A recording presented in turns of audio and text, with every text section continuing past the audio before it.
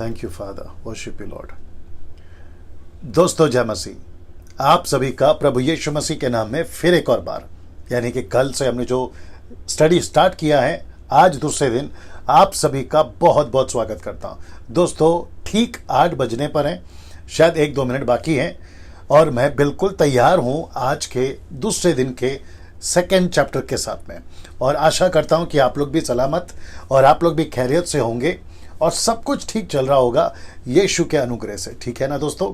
ना जल्दी से आप जो चीज़ें हम करते हैं हमेशा वो जल्दी से कर लेते हैं। आवाज़ ठीक से आ रही है, विजुअल ठीक से दिख रहा है, सब कुछ नीचे टाइप करके बता दें। साथ ही साथ आप कहाँ से हैं, कौन से कंट्री से हैं, भारत के किस राज्य से हैं, मुंबई से हैं, पूना से हैं, नागपुर से हैं, दिल्ली से हैं, कल मैंने दिल्ली का नाम नहीं लिया, आप दिल्ली से हैं, कलकत्ता से हैं, बंगाल से हैं, आप भोपाल से हैं, भोपाल से भी काफ़ी लोग देख रहे हैं, और साथ ही साथ रांची, झारखंड, क्या कहते हैं, छत्तीसगढ़, बिलासपुर, रायपुर, और क्या है ना, ये सभी जगहों से, नासिक से कुछ लोग देख रहे हैं, गुजरात के सूरत से कुछ लोग देख रहे हैं, और आपका पड़ोसी मुल्क पाकिस्तान, और साथ ही साथ नेपाल, मैं समझता हूँ साउथ अफ्रीका, फिर आपका UK, USA, Italy, New Zealand, Fiji, और क्या है, काफ़ी लोग कॉल करते हैं कई जगहों से, अरब कंट्री, और मैं समझता हूँ कल मैंने कुछ नाम लिया था, सलोमी बताइए, कुछ और भी कंट्री से कॉल्स आ रहे हैं, इज़राइल से भी कॉल्स आते हैं या मैसेजेस आते हैं कि पास्टर जी हम आपको यहाँ से भी सुन रहे हैं। बेल्जियम एक नया जो है कंट्री जुड़ गया है, मैं समझता हूँ।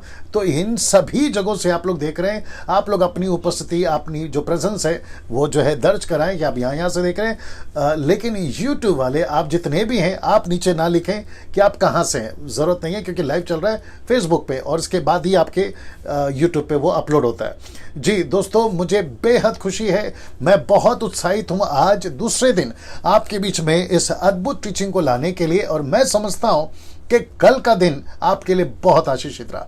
मुझे काफ़ी मैसेजेस आए हैं, मैं समझता हूं कि कल की वीडियो फेसबुक पे 25,000 अब तक देख चुके हैं और यूट्यूब पे 12,000, तो मैं समझता हूं कि 35,000 के आसपास, अगर मैं गलत नहीं हूं, या उससे भी ज़्यादा लोग अभी तक देख चुके हैं।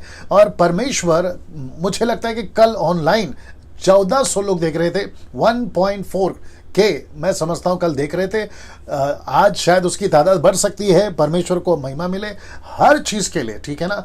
ना आपका काम यहां है कि आप लोग खूब शेयर करें ना। मुझे ये भी पता चला है कि कुछ पास्टर्स या कुछ चर्चेस जो है उनके व्हाट्सएप ग्रुप पे मेरे वीडियोस को देखना या कोई सेंड करते हैं, उनको पसंद नहीं आ रहा है। तो मैं कहना चाहूँगा उन पास्टरों को, उन व्हाट्सएप के एडमिनों को कि सर मैं क्या दे रहा हूँ, परमेश्वर का वचन मैं क्या भेज रहा हूँ, सही शिक्षाएं।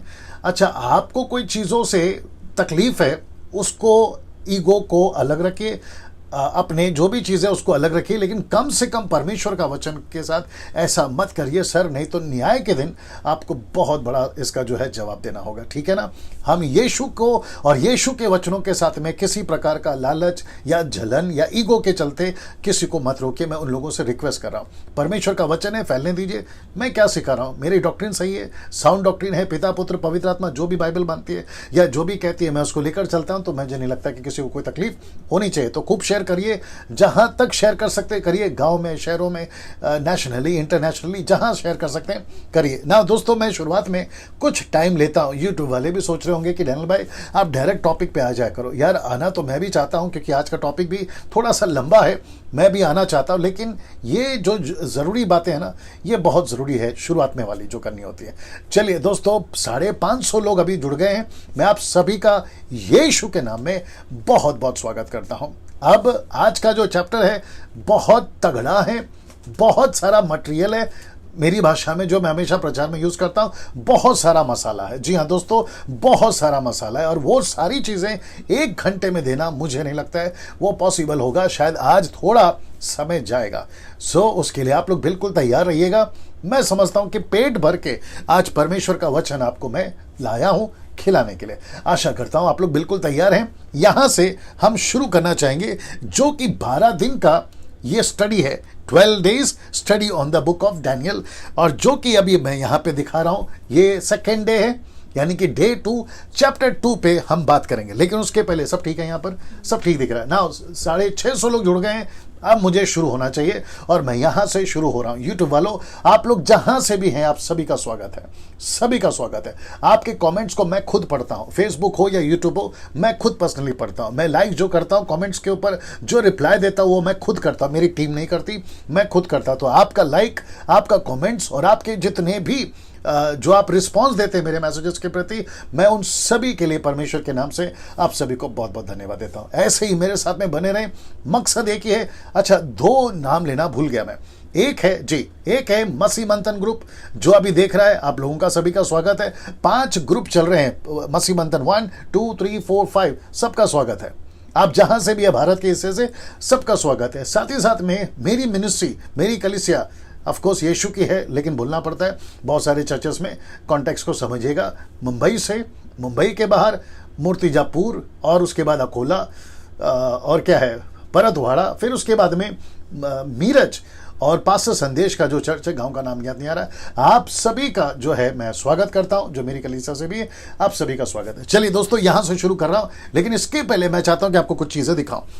इसको ये देख लीजिएगा, अंडरस्टैंडिंग द प्रोफेसी फुलफिलमेंट। मैं रिपीट करता हूं, अंडरस्टैंडिंग प्रोफेसीज फुलफिलमेंट। ये आपको समझना बहुत जरूरी है ना। सबसे पहला है जिसको कहते हैं प्राइमरी, मैं आपको समझाऊंगा। दूसरा है सेकेंडरी, और तीसरा है फाइनल।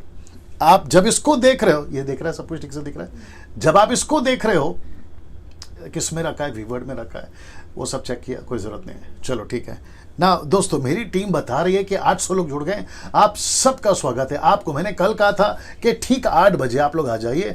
ये बात साबित करती है कि आप लोग कितने आज्ञाकारी हैं, क्योंकि 800 लोग अभी ऑनलाइन देखना, ये काबिल तारीफ है। इसका सारा श्रेय महिमा प्रभु को जाता है, अकेले प्रभु को जाता है, ठीक है ना।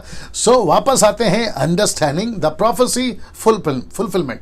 पहला है प्राइमरी, दूसरा है सेकेंडरी, और तीसरा है फाइनल। अब आप सोच रहे होंगे कि डैनियल भाई, आप चैप्टर 2 पे ये स्लाइड्स पहले क्यों दिखा रहे हैं ना। जो कल हमने स्टडी करा था वो था इंट्रोडक्शन चैप्टर, वो था परिचय का चैप्टर, जहां पे मैंने आपको यह बताया कि कैसे नबूकदनेस्सर ने यहोयाकीम के राज्य में उनको बंदी बनाकर यरूशलेम के सारे जो मंदिर के पवित्र बर्तन होते हैं या सामग्री होती है, उसको लाकर अपने देवता के मंदिर में रख दिया।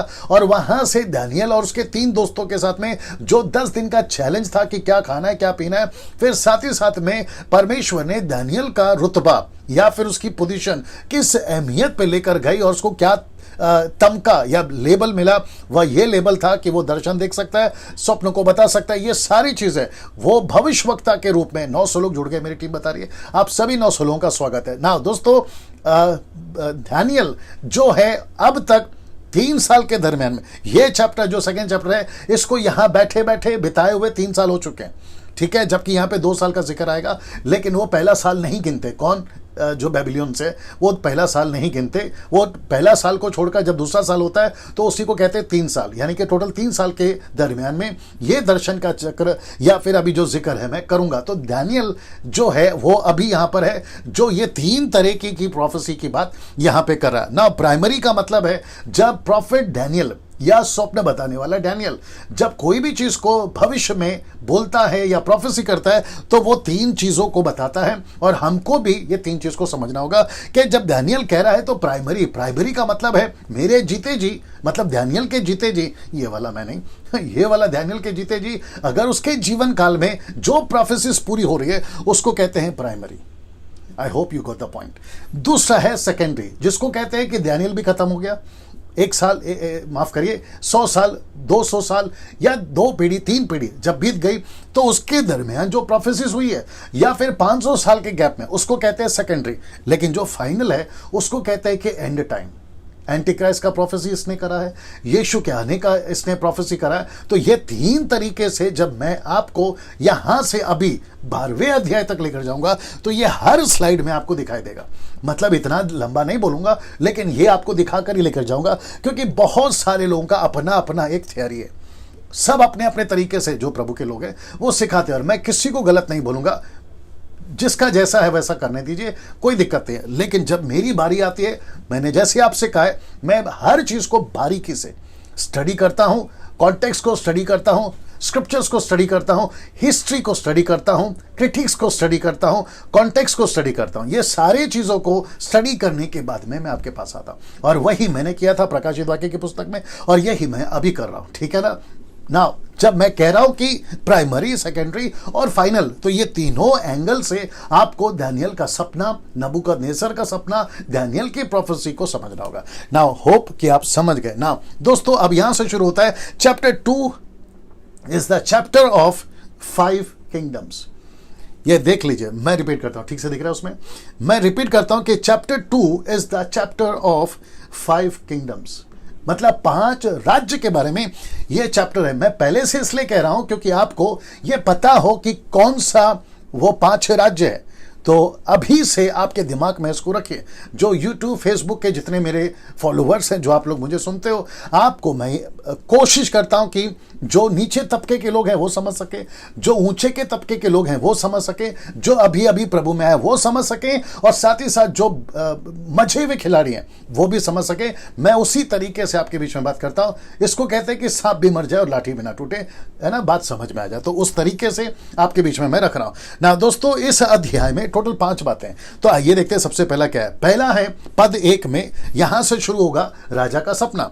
दूसरा है, और साथ ही साथ ब्रैकेट में मैंने डाल दिया 5 किंगडम्स, क्योंकि उसने जो सपना देखा था वो 5 राज्य के बारे में देखा था, या 5 किंगडम्स को जिसको मैं बता रहा हूं ना। दूसरा, असफल ज्योतिष, ये चलेगा पद 2 से लेकर 12 तक में। याद रखो, चैप्टर 2 की बात कर रहा हूं, तो पद लिखा है, चैप्टर नहीं लिखा है, आगे आप समझदार हैं। तीसरी बात, परमेश्वर का सच्चा दास, ऑफ कोर्स दानियल, परमेश्वर का सच्चा दास, पद 13 से 30 तक चलेगा। मैं आपको, और खूब मजा आएगा, मैं डंके की चोट पे अभी से बोल देता हूं, आपको खूब मजा आएगा, ठीक है ना।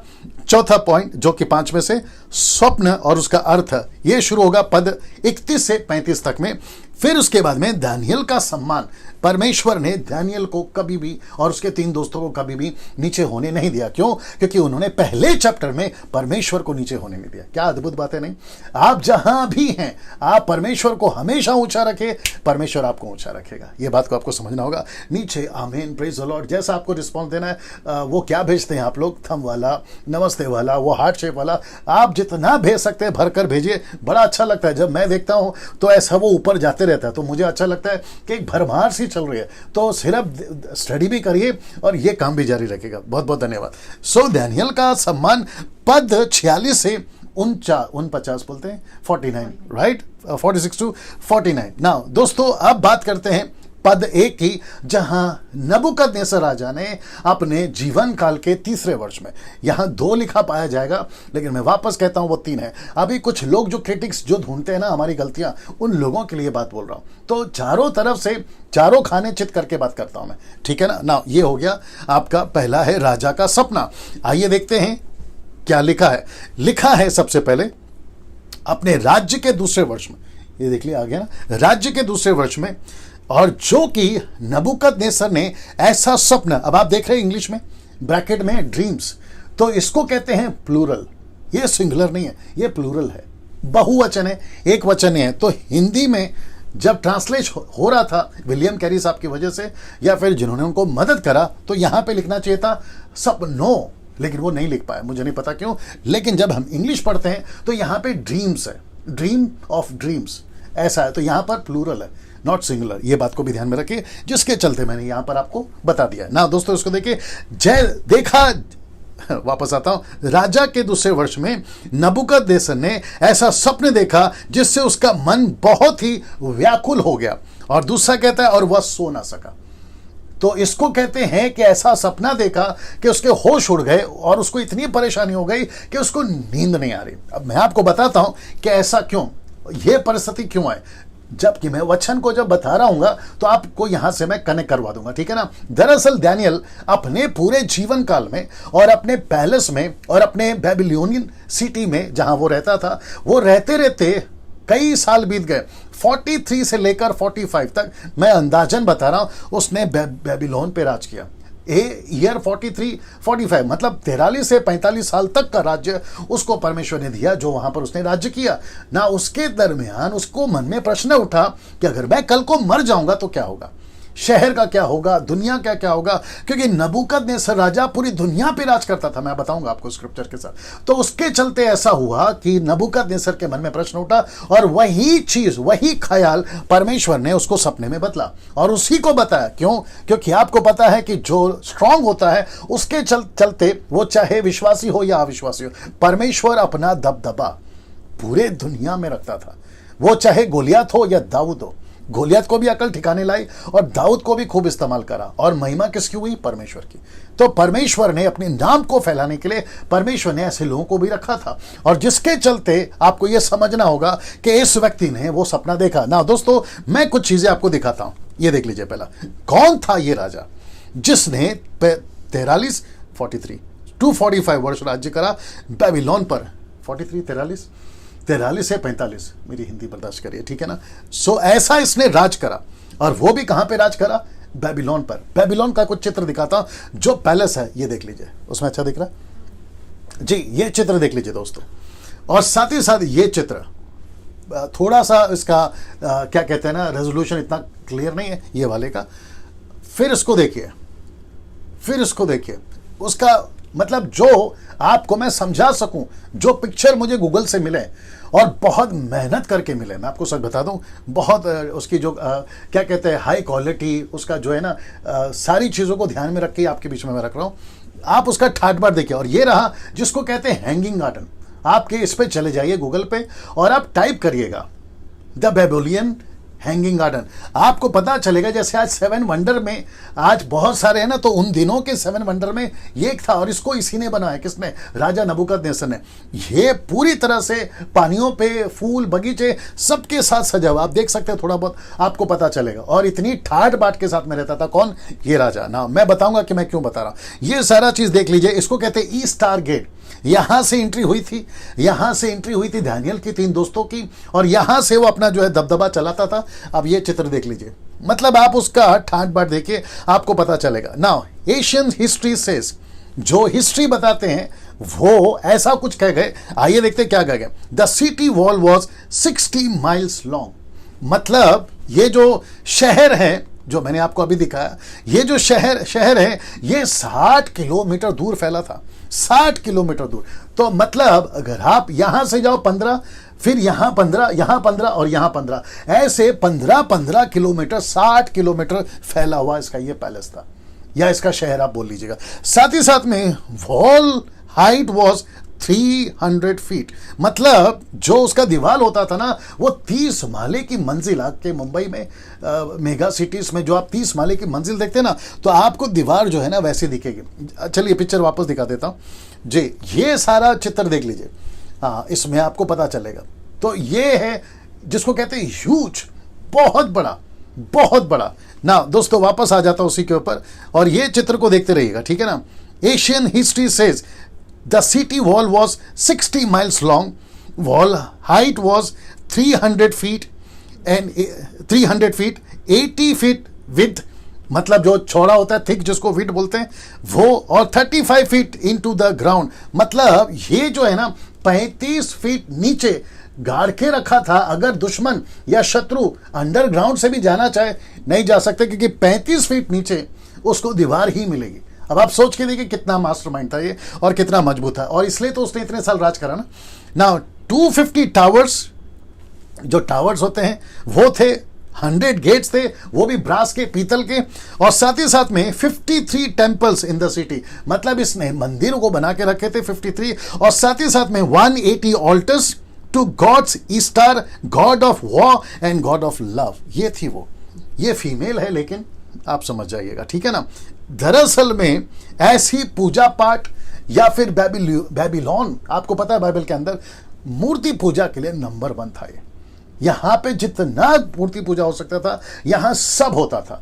ऐसा व्यक्ति, ऐसा क्रूर व्यक्ति और ऐसा कठोर व्यक्ति, 4थे अध्याय में आप एक बहुत बड़ा ट्रांसफॉर्मेशन देखोगे इस व्यक्ति का। मैं आपके बीच में रखूंगा उसको, इसलिए 12 दिन की स्टडी है, मेरे साथ में बने रहे, और मैं पूरी तैयारी के साथ आपके बीच में आता हूं। नबूकदनेस्सर का दबदबा पूरी दुनिया में था, और ये लिखा है दानियल किताब, उसका 2 अध्याय वचन 38 में, जो भी आपके बीच में रखूंगा। इसका दबदबा, इस राजा का दबदबा पूरी दुनिया में था। आप भारत का नाम लीजिए, इसका दबदबा था।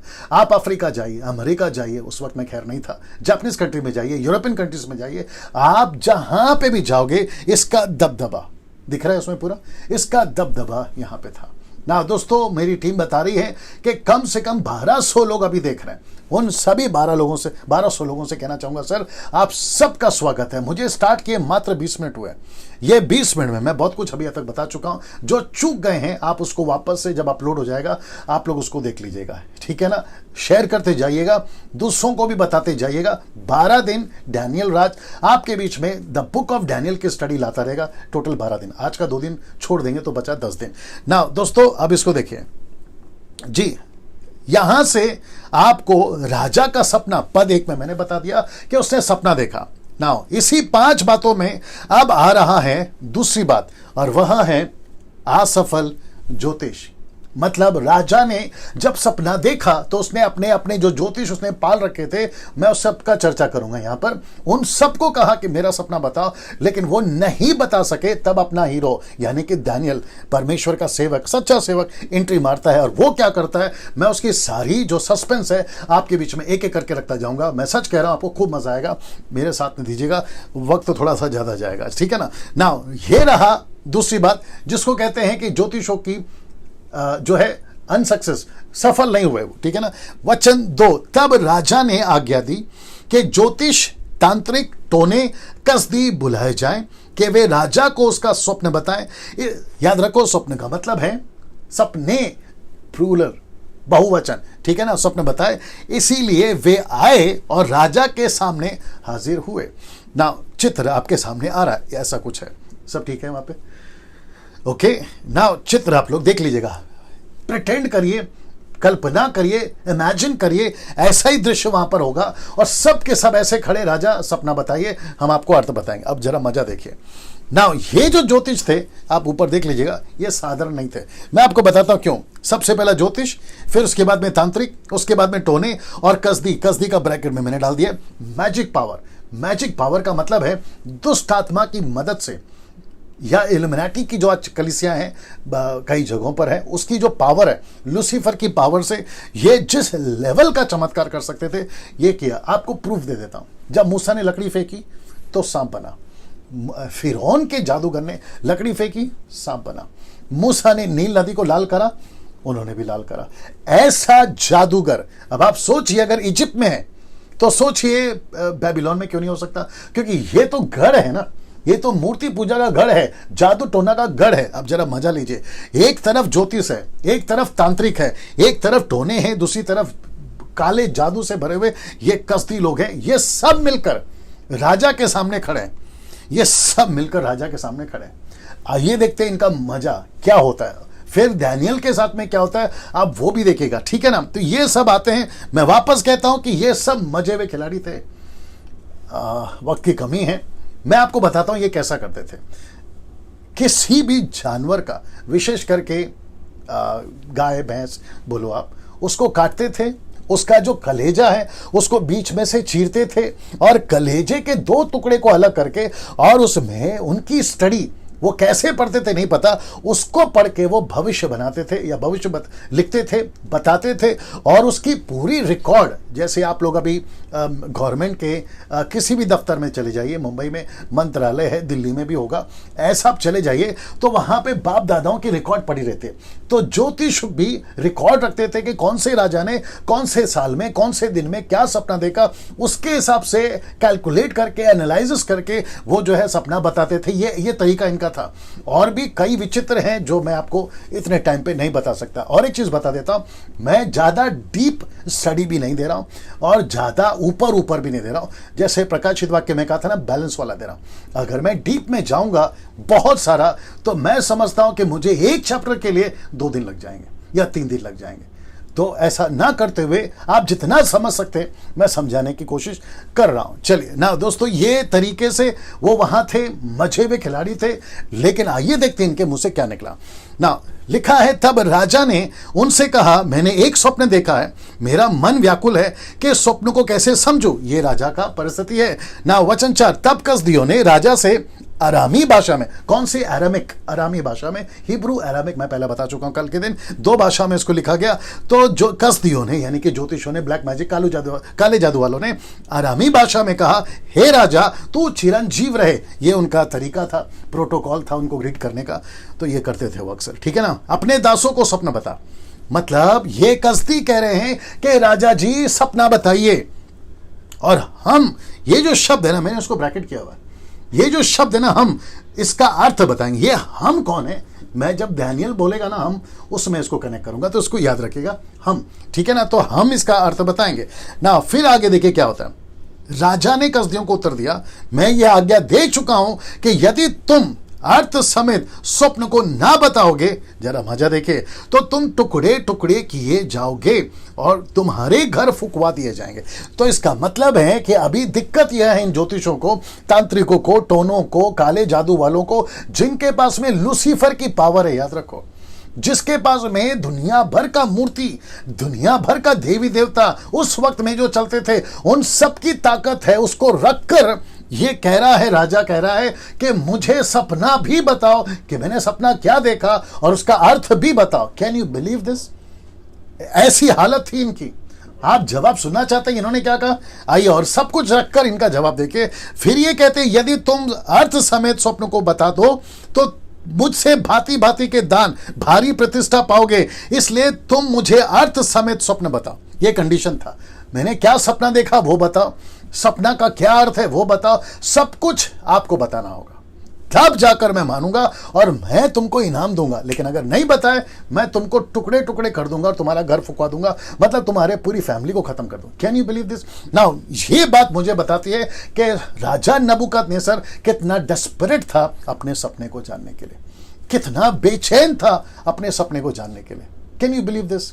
सोच के देखिए वो कितना परेशान होगा, क्योंकि सपना ही ऐसा था। जब मैं बताऊंगा आपको, ये पूरा चैप्टर मेरे साथ बने रहे, आपको एहसास हो जाएगा कि ये वाकई में इतना व्याकुल क्यों था ना। दोस्तों इसको देखिए, उन्होंने दूसरी बार कहा, 7वें वचन में उन्होंने दूसरी बार कहा, हे राजा, किसने कहा? ज्योतिषों ने।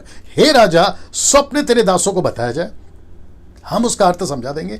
मतलब हमको पहले सपना बता, फिर हम अर्थ बताएंगे। वचन 8, राजा ने उत्तर दिया, मैं निश्चय जानता हूं कि तुम यह देखकर कि राजा के मुंह से आज्ञा निकल चुकी है कि समय बढ़ाना चाहिए या समय बढ़ाना चाहते हो। तो इसका मतलब है, मैंने समय को भी ब्रैकेट किया। तो क्यों किया मैं आपको बताऊंगा, इसको भी ध्यान में रखिएगा, ठीक है ना। मैं जो जो चीज पे हाईलाइट करने वाला हूं उसको मैं सब ब्रैकेट करता हूं। 12 चैप्टर तक चलेगा, 12 दिन तक चलेगा, तो उसको आपको सपोर्ट करना होगा। यहां पे वो कहते हैं कि तुम समय बढ़ाना चाहते हो, लेकिन मैं तुम्हें समय नहीं दूंगा। तुम अपने आप को सो कॉल्ड कहते हो ना, मैं ज्योतिष हूं, मैं अलाना हूं, मैं फलाना हूं, मैं इसकी आराधना करता हूं, मैं उस देवता को मानता हूं, मैं इस देवी को मानता हूं। तुमको तो मैंने पूरी दुनिया से करके लाया है, तुम तो क्या कहते हैं ना, तुम तो वीर हो इसमें, तो चलो सब बताओ।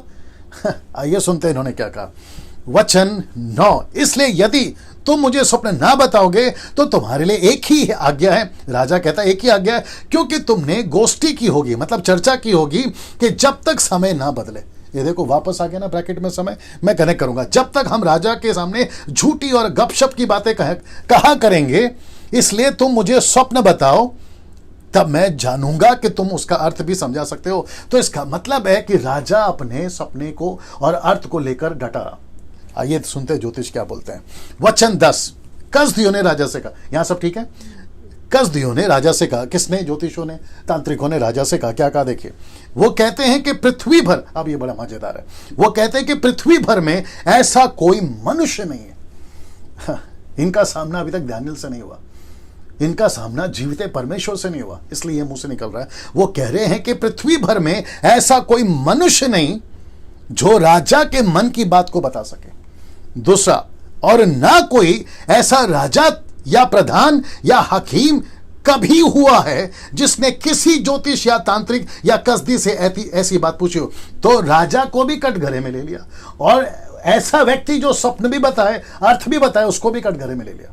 तो ये कह रहे हैं ये इम्पॉसिबल है कि किसी का स्वप्न बताए और साथ ही साथ उस स्वप्न का अर्थ बताए, ये नहीं होगा। अब इसको देखिए आगे, वचन 11, जो बात राजा पूछता है वो अनोखी है। कौन कह रहे? ज्योतिष कह रहे हैं जो बात राजा पूछता है वो अनोखी है, देवताओं को छोड़, जिनका निवास मनुष्यों के संग नहीं है। इसका मतलब है यह तभी संभव होगा जब उनका देवता उनके अंदर रहता हो। मैं वापस पढ़ देता हूं, जो बात राजा पूछता है वो अनोखी है, देवताओं को छोड़कर जिनका निवास मनुष्यों के संग नहीं। मतलब वो देवता मनुष्य के अंदर रहना चाहिए, तब जाकर यह संभव है। अब ऐसा कौन सा देवता है, ऐसा कौन सा गॉड है, ऐसा कौन सा देवी है, ऐसा कौन सा ईश्वर है, ऐसा कौन सा सृष्टि करता है जो इस पृथ्वी पे मनुष्य के अंदर रहता हो, सिवाय एक, और वह है सृष्टिकर्ता परमेश्वर एलोहिम यीशु पवित्र आत्मा। Can you believe this?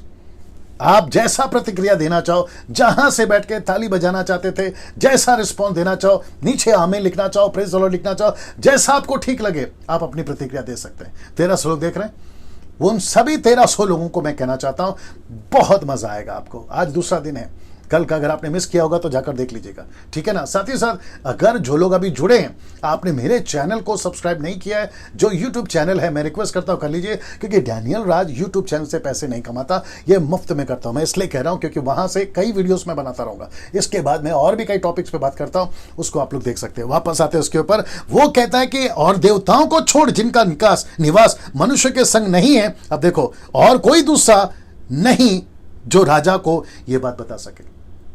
इसका मतलब है कि जो भी सपना बता सकता है वो ईश्वर उसके अंदर होना चाहिए। अब मजेदार बात आ रही है, मैं आपके बीच में रखने जा रहा हूं। इस पर राजा ने झुंझलाकर, साथ ही साथ बहुत ही क्रोधित होकर बाबेल के सब पंडितों के नाश करने की आज्ञा दे दी। मतलब लेटर पे साइन हो गया, थप्पा लग गया कि जितने भी पंडित हैं, जितने भी ज्योतिष हैं, जितने भी काले जादू वाले हैं, उसमें दानियल और उसके 3 दोस्त भी आ गए। उन सबको सजाए मौत, ऐसा थप्पा मार के लेटर दे दिया गया। और एक व्यक्ति निकला, ये राजा का गुस्सा देख लीजिए, ये चित्र में राजा का गुस्सा देख लीजिए। एक व्यक्ति निकला ना, इसको देखते हैं। अंत यह आज्ञा निकली, वचन 13, अंत यह आज्ञा निकली और पंडित लोगों का घात होने पर था, पंडित लोगों का घात होने पर था। और लोग दानियल और उसके संगियों को भी ढूंढ रहे थे कि वे उसको भी घात करें, मतलब उसको भी मार दें। आप जरा मजा देखिए, वचन 14, राजा का स्वप्न। ओके ना, अब आ रहा है एक तीसरा 5 में से तीसरा पॉइंट, सच्चा परमेश्वर का दास। अब यहां पे ये दिखा देता हूं, अब होती है डैनियल की एंट्री, अब होती है डैनियल की एंट्री, क्योंकि यहां पे कहा था कि डैनियल को भी मार दो।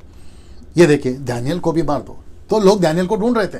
जिन्होंने कहा ना कि सबको मार देना है, वो डैनियल को भी ढूंढ रहे थे। जब डैनियल को ढूंढ रहे थे तो ये तीसरी बात आ गई 5 में से। पहला है राजा का सपना, दूसरा है असफल ज्योतिष, जो कि मैं अभी बता चुका। अब इसकी एंट्री हो रही है एक परमेश्वर का सच्चा दास, परमेश्वर का सच्चा दास की एंट्री हो रही है, यानी कि डैनियल की एंट्री हो रही है ना। इसको देखिए, परमेश्वर का सच्चा दास से मेरा क्या मतलब है? परमेश्वर सबके साथ काम नहीं करता। जी दोस्तों, मैं रिपीट कर दूं, परमेश्वर सबके साथ काम नहीं करता। परमेश्वर उसी के साथ काम करता है जो परमेश्वर का सच्चा दास हो। मैंने कल आपको बताया था, यही वजह है कि दानियल और उसके 3 दोस्तों ने पाप के साथ कॉम्प्रोमाइज नहीं किया, उनका खाना नहीं खाया, उनके साथ दारू नहीं पिया, उनके कल्चर को उन्होंने ध्यान में रखा, हर चीज को उन्होंने समझा और उन्होंने कहा कि कुछ भी हो जाए हम गुलाम हैं, लेकिन हम अपने रुबाब के साथ चलेंगे। मैंने बीच में एक वीडियो बनाया था कि सूअर और कुत्तों के आगे मोती मत डालो। इसका मतलब है कि जब तुम यीशु का प्रचार करते हो, बीच में मुझे पता चला कि अपने छत्तीसगढ़ में कहीं पे कुछ भाइयों के ऊपर अटैक हुआ, रास्ते पे उनको मारा गया, उनको बहुत भला बुरा बोला गया। उन सभियों को अगर वो देख रहे हैं या उनसे रिलेटेड दोस्त लोग देख रहे हैं, ये वीडियो उन तक भी पहुंचाइए। किसी के बाप से डरने की जरूरत नहीं है। यीशु का प्रचार करते वक्त में किसी के बाप से डरने की जरूरत नहीं है। मैं आपको अभी बोल देता हूं। ऐसा क्यों डैनियल भाई? मैं बताता हूं। देखो, वो क्या कर सकते हैं? ज्यादा से ज्यादा मार सकते हैं। तो यीशु ने तो वैसे ही कहा है, अगर तुम मेरे सुसमाचार के लिए मरते हो, मेरे राज्य के लिए मरते हो, तो अनंत काल का जीवन आपके पास में है। मैं वापस कहता हूं, आजकल वैसी मौतें हो रही है। कोरोना वायरस है, कभी ये है, कभी अलाना है, कभी फलाना है, चारों तरफ तो मौत है ही। कभी रास्ते में आराम से चल रहे तो गाड़ी उड़ाकर चली जाती है, आज नहीं तो कल वैसे ही मरना है। अच्छा, हम दुनिया में है ही परदेसी, एक ना एक दिन तो अपने हमेशा के घर पे जाना है ना।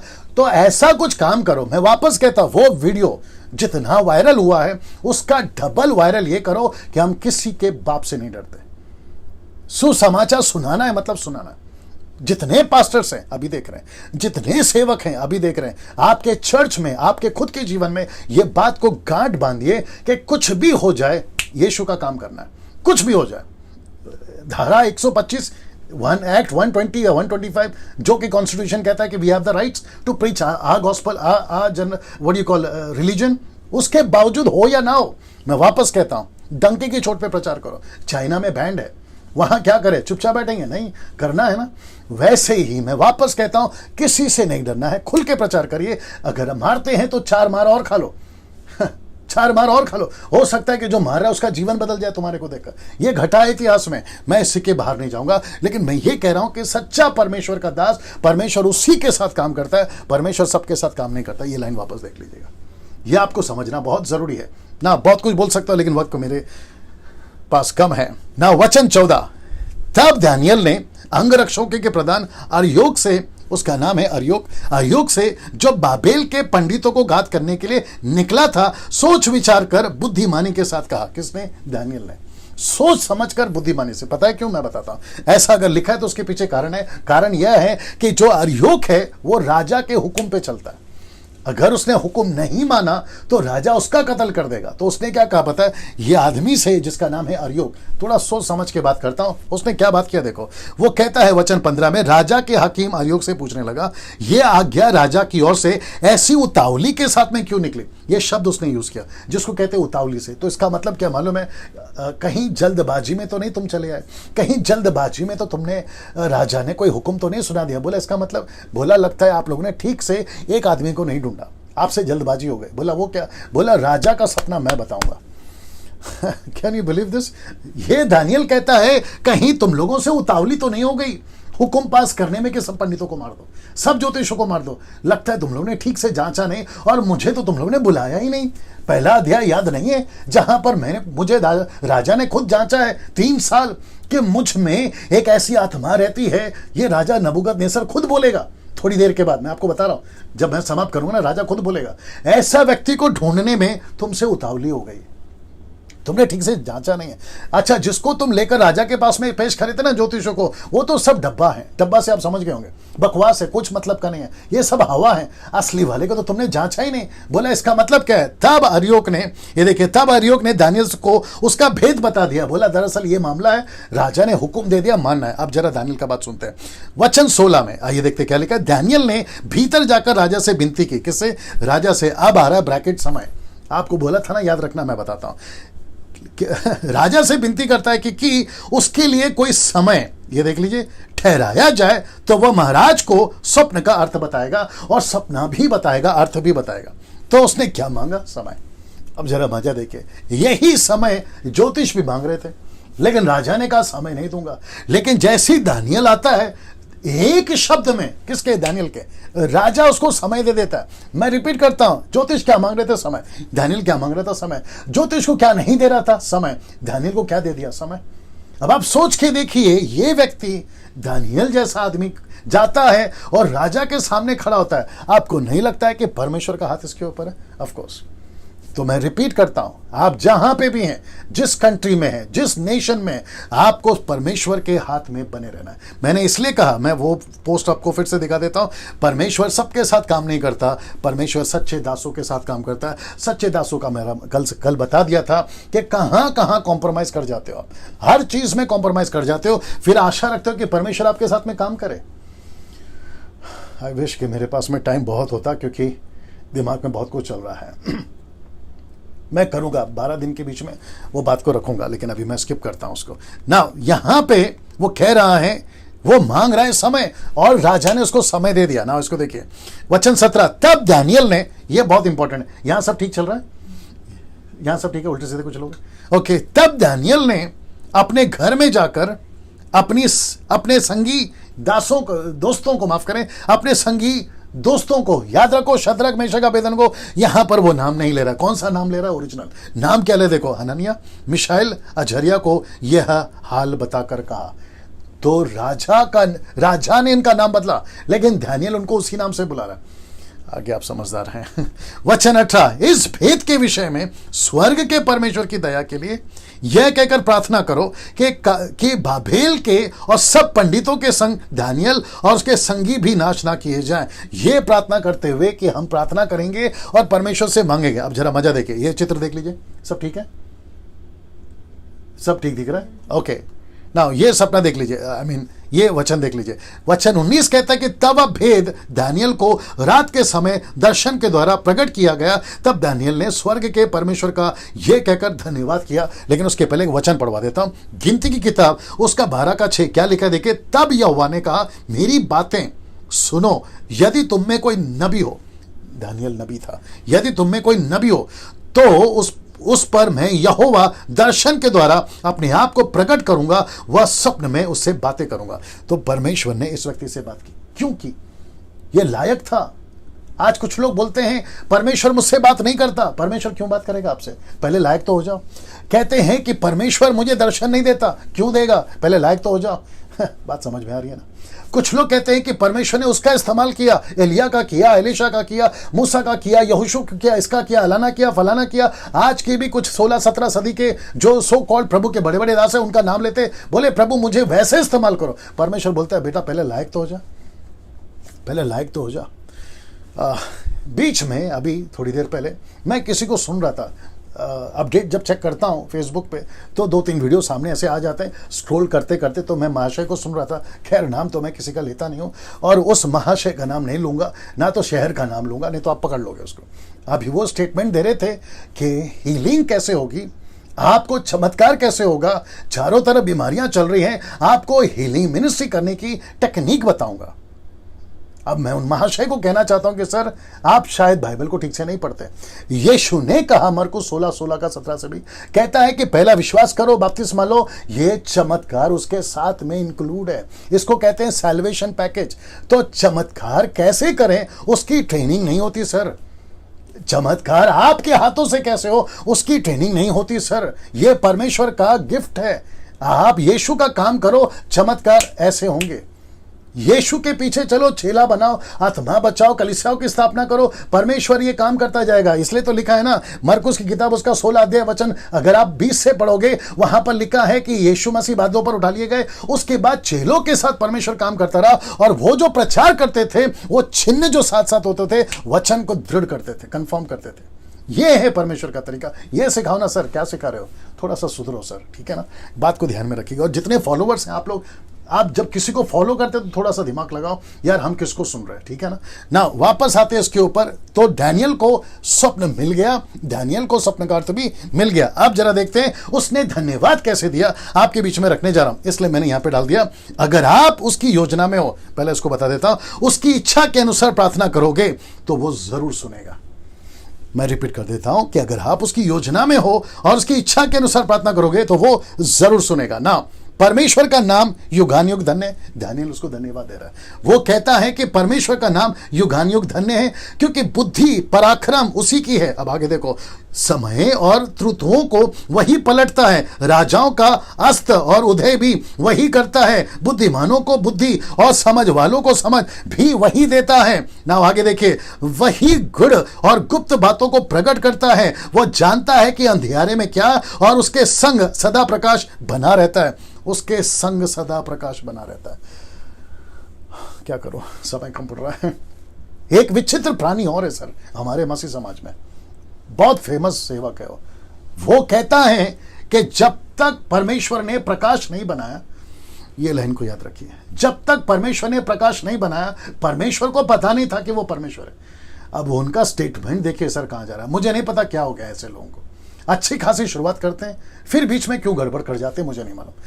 जबकि परमेश्वर दानियल के द्वारा बता रहा है, दानियल को पता चला परमेश्वर क्या चीज है। वो कहता है कि प्रकाश, देखो ना, उसके संग सदा प्रकाश बना रहता है। मतलब जब परमेश्वर चलता है तो प्रकाश चलता है। ये महाशय, जिनका नाम तो खैर नहीं ले रहा हूं मैं आजकल, ये कह रहे हैं कि पहले प्रकाश बना फिर परमेश्वर बना। हद हो गई सर आप लोगों की। उनका वीडियो है यूट्यूब पे, आगे आप समझदार हैं, मैं किसकी बात कर रहा हूं आप लोग समझ जाओगे।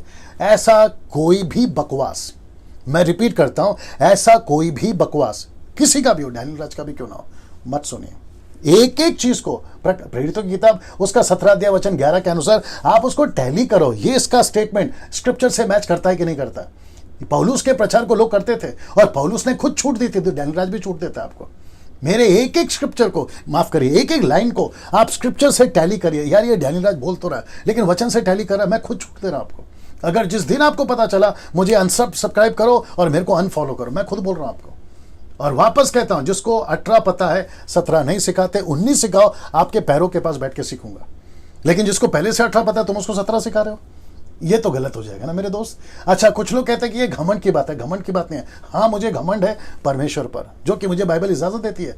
मुझे परमेश्वर का वचन इजाजत देता है कि बुद्धिमान अपने बुद्धि पे घमंड ना करे, ताकत वाला ताकत पे घमंड ना करे, पैसा वाला घमंड ना करे, लेकिन जो घमंड करे वो परमेश्वर पर घमंड करे। तो मैं परमेश्वर पर कर रहा हूं और मुझे इसमें कोई दिक्कत नहीं है ना। मैं क्या कह रहा हूं उसको समझने की कोशिश करिए।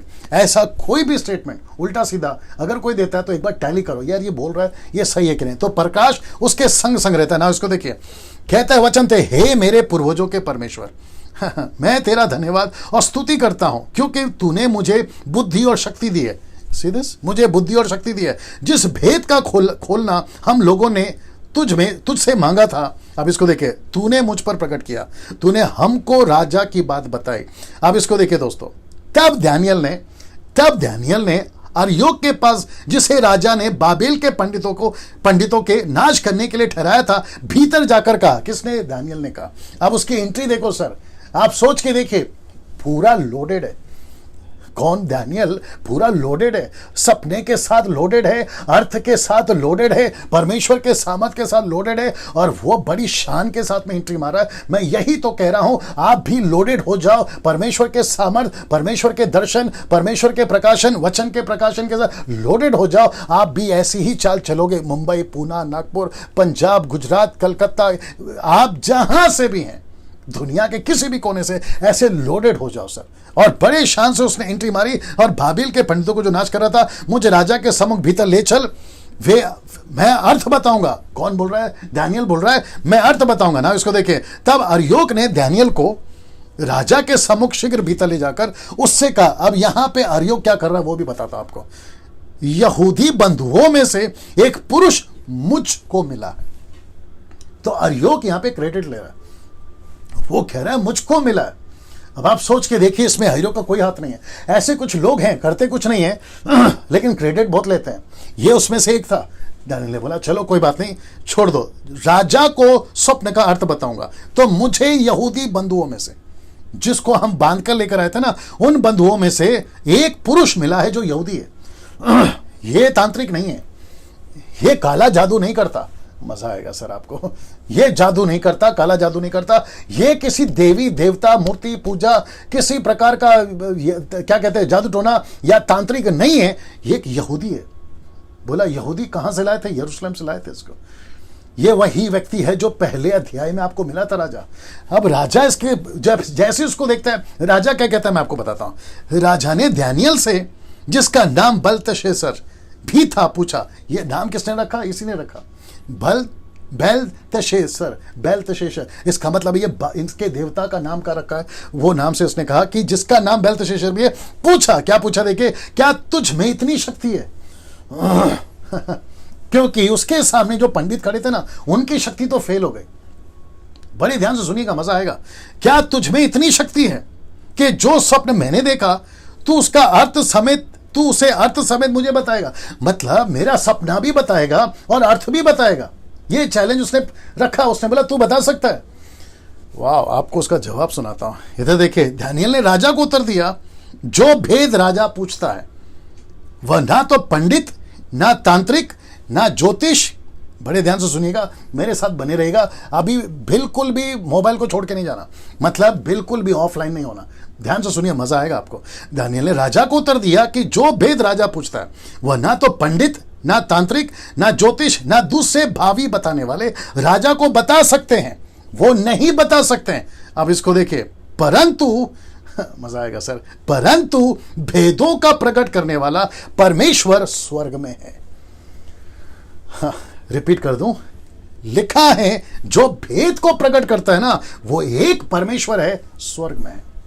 मैं आपके बीच में कुछ रख रहा हूं। उसी ने नबूकदनेस्सर राजा को जताया है कि अंत के दिनों में क्या क्या होने वाला है। ये अंत के दिनों को ब्रैकेट किया, उसको भी मैं बताऊंगा, ठीक है ना। तेरा स्वप्न, जो कुछ तूने पलंग पर पड़े हुए देखा, वह यह है। मैं अभी उसको बताने जा रहा हूं, तो मुझे इसको वापस रिपीट करने दीजिए।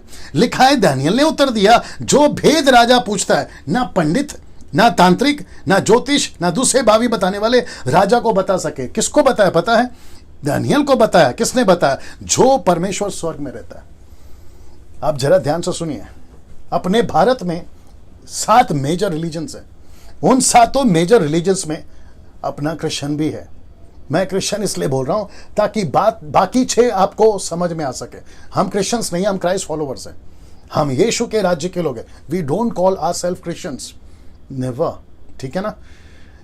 बाकी भारत के बाहर कितने रिलीजन है मुझे नहीं मालूम। मैं उन सभी को आज एक प्लेटफॉर्म पे खड़ा कर रहा हूं। मेरा प्रश्न है, जब ये पंडित पूछ रहे थे अपने अपने देवता को, अपने अपने देवी को, अपने अपने पूजने वाले को, तो ये कहां थे साहब? ना उस वक्त के अल्लाह ने बताया, ना उस वक्त के ईश्वर ने बताया, ना उस वक्त के किसी ने भी बताया, नहीं बताया। लेकिन स्वर्ग के परमेश्वर ने दानियल पे प्रकट करा कि अंत के दिनों में क्या होने वाला है। मैं वापस आपको कहना चाहता हूं, कुछ लोग कहते हैं इनकी बाइबल बदल गए, मूर्ख हो तुम लोग। कुछ लोग कहते हैं इनका बाइबल करप्ट हो गया, मूर्ख हो तुम लोग।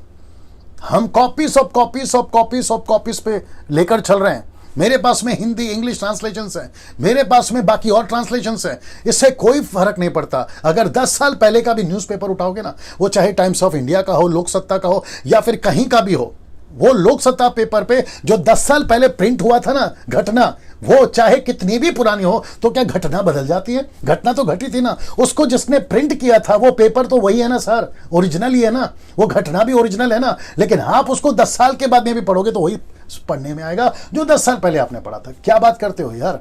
और हमको हमारा ओरिजिनल मैन्युस्क्रिप्ट नहीं है, मैं मानता हूं इस बात को। बहुत सारे स्कॉलर्स और बहुत सारे इंटरनेशनल लेवल पे ये एक्सेप्ट कर चुके हैं कि हमारे पास में ओरिजिनल मैन्युस्क्रिप्ट नहीं है, लेकिन हमको उसकी जरूरत भी नहीं है। हमारे पास में जो copies of copies of copies है ना, वो आप काफी है सर, वो काफी है। हम उसको पढ़कर आपके बीच में आ रहे हैं। तुम्हारा रखकर तुमने क्या कर लिया, ये फिर प्रश्न उठेगा ना सर। तो वापस कहता हूं कि परमेश्वर एक है स्वर्ग में, एक बैठा है परमेश्वर, जो दानियल का परमेश्वर, जिसको अभी ये दानियल आपके बीच में प्रचार कर रहा है। आपको समझना होगा सर, सच्चाई क्या, कहीं बहुत देर ना हो जाए। आजकल तो वैसे ही सारे चारों तरफ मौत मंडरा रही है। इस आखिरी पल में, इस ऐसी घटना के परिस्थिति में सच्चे ईश्वर को जानो। ये सब फेल हो गए, जितने तांत्रिक मांत्रिक थे ना, जादू टोना, सब फेल हो गए सर। अगर कोई उस वक्त में खड़ा रहा मजबूती से, तो वो दानियल था, क्योंकि दानियल के साथ परमेश्वर था। ये आपको बात समझना होगा। आप जैसी प्रतिक्रिया देना चाहो आप लोग दे सकते हैं ना। दोस्तों, पलंग पर पड़े पड़े जो तूने देखा था, मैं उसका सपना बताऊंगा ना। इसको देखे, हे राजा, जब तुझको पलंग पर यह विचार आया। ये देख रहे हैं?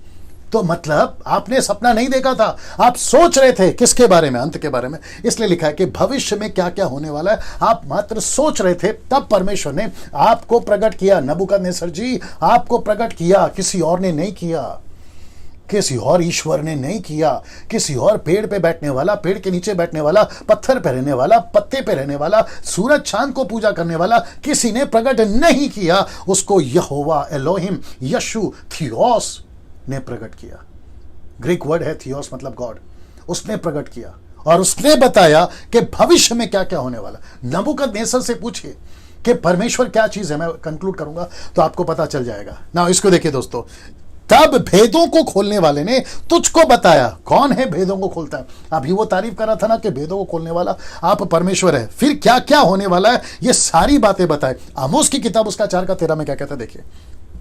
देख, पहाड़ों का बनाने वाला और पवन का सिरजने वाला, जो मनुष्य को उसके मन का विचार, ये देख रहे, मन का विचार बताने वाला, भोर को अंधकार करने वाला, भोर को अंधकार करने वाला, जो पृथ्वी के ऊंचे स्थानों पर चलने वाला, उसी का नाम सेनाओं का यहोवा परमेश्वर यहोवा है। Can you believe this?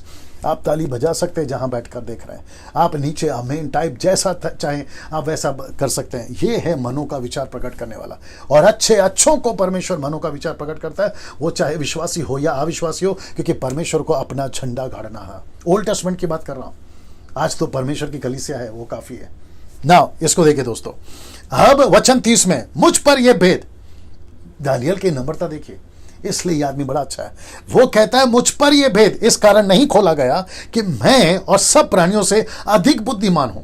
अब देखो, परंतु केवल इस कारण खोला गया कि स्वप्न का अर्थ राजा को बताया जाए और तू अपने मन के विचार समझ सके। मतलब मेरा कोई क्रेडिट नहीं है, मेरा कोई क्रेडिट नहीं है। मैं 8 घंटा प्रार्थना करता हूं ऐसी भाषाओं में जिसको जिब्रिश कहते हैं, तब मुझे पावर मिलेगा, बकवास है। दानियल कहता है मैंने प्रार्थना किया इसलिए मुझे मिला। नो, ये परमेश्वर का अनुग्रह है।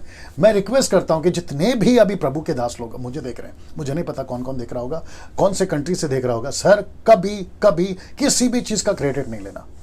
जिस दिन तुम क्रेडिट लोगे, मैं चौथे अध्याय पे आऊंगा तब बताऊंगा घमंडीपन का क्या असर हो, क्या बोलते हैं उसका अंजाम क्या होता है। जी, उसका अंजाम क्या होता है। कभी क्रेडिट नहीं लेना।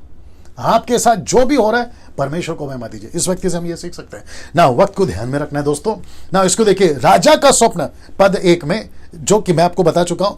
दूसरा है असफल ज्योतिष, जो कि फेल हो गए। तीसरा, परमेश्वर का सच्चा दास एंट्री मार चुका, यानी कि दानियल। अब बात करते हैं स्वप्न और उसका अर्थ की, जो कि ये रहा स्वप्न और उसका अर्थ।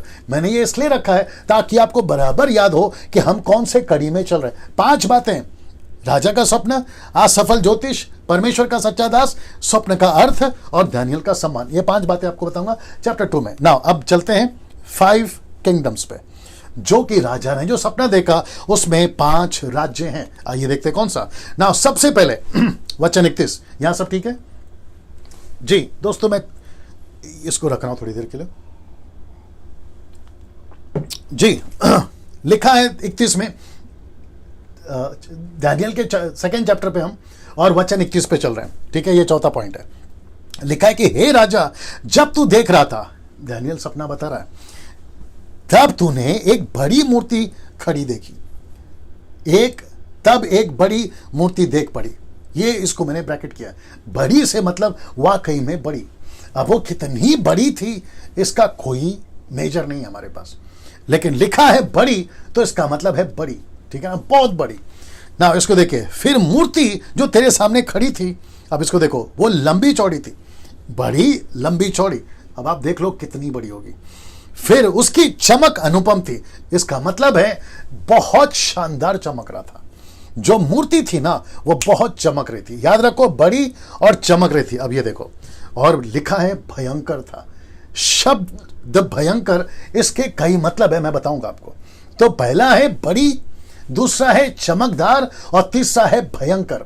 अब ये क्यों ऐसा है, जैसे आप आगे सुनते जाओगे आप हर चीज से कनेक्ट होते जाओगे, ठीक है। मेरे साथ में बने रहेगा ना। मूर्ति आप देख लीजिए, दिख रहा है उसमें, मूर्ति आप देख लीजिए, और वाकई में विशाल है। अभी फोटो में ऐसा आपको दिख रहा है, वाकई में विशाल है और वाकई में भयंकर है। यहां सब ठीक है, वाकई में भयंकर है, ठीक है ना। इसको देखिए, वचन 32, उस मूर्ति का सिर तो, अब यहां से डिस्क्रिप्शन स्टार्ट हो रहा है, मतलब रूपरेखा। आइए देखते क्या है। सबसे पहला, मूर्ति का सिर तो शुद्ध सोने का था। मतलब आप इसको कौन सा कैरेट दे सकते दे दीजिए, लिखा है शुद्ध सोने का था। जमीन पे बेहतर से बेहतर सोना, वो सोने का जिक्र कर रहा है, शुद्ध सोने का था। उसकी छाती और बाजुएं चांदी की, सोना चांदी। फिर आता है उसका पेट और जांग पीतल का, brass, gold, silver and brass, सोना चांदी पीतल। अब ये रहा उसकी टांगे लोहे की। तो यहां पे 4 मेटल हो गए, एक है सोना, दूसरा है चांदी, तीसरा है आपका ब्रास यानी पीतल, चौथा है लोहा। ना इसको देखिए, उसके पांव कुछ तो लोहे के और कुछ मिट्टी के थे। मैं चित्र दिखाऊंगा आपको, परेशान नहीं होना, मैं चित्र दिखाऊंगा आपको। तो ये उसने ऐसा देखा। अब मैं आपको बताने जा रहा हूं वो दिखा कैसे, जो कि आपको मदद के लिए फोटो लिया है, लेकिन हूबहू ऐसा ही है इसकी कोई गारंटी नहीं है। तो पहला हुआ सोना, दूसरा हुआ चांदी, तीसरा हुआ पीतल और चौथा हुआ लोहा। और ये रहा लोहा और कीचड़ मिला हुआ, लोहा और कीचड़ मिला हुआ। और ये रही उसकी कंप्लीट फोटो। सब ठीक है, ये रही उसकी कंप्लीट फोटो, आप देख लीजिए। अब आप मुझे बताइए, चमकदार है, बड़ी विशाल है, अनुपम है, भयंकर है। भयंकर से और मेरा मतलब अभी रखूंगा आपको आगे, ठीक है ना।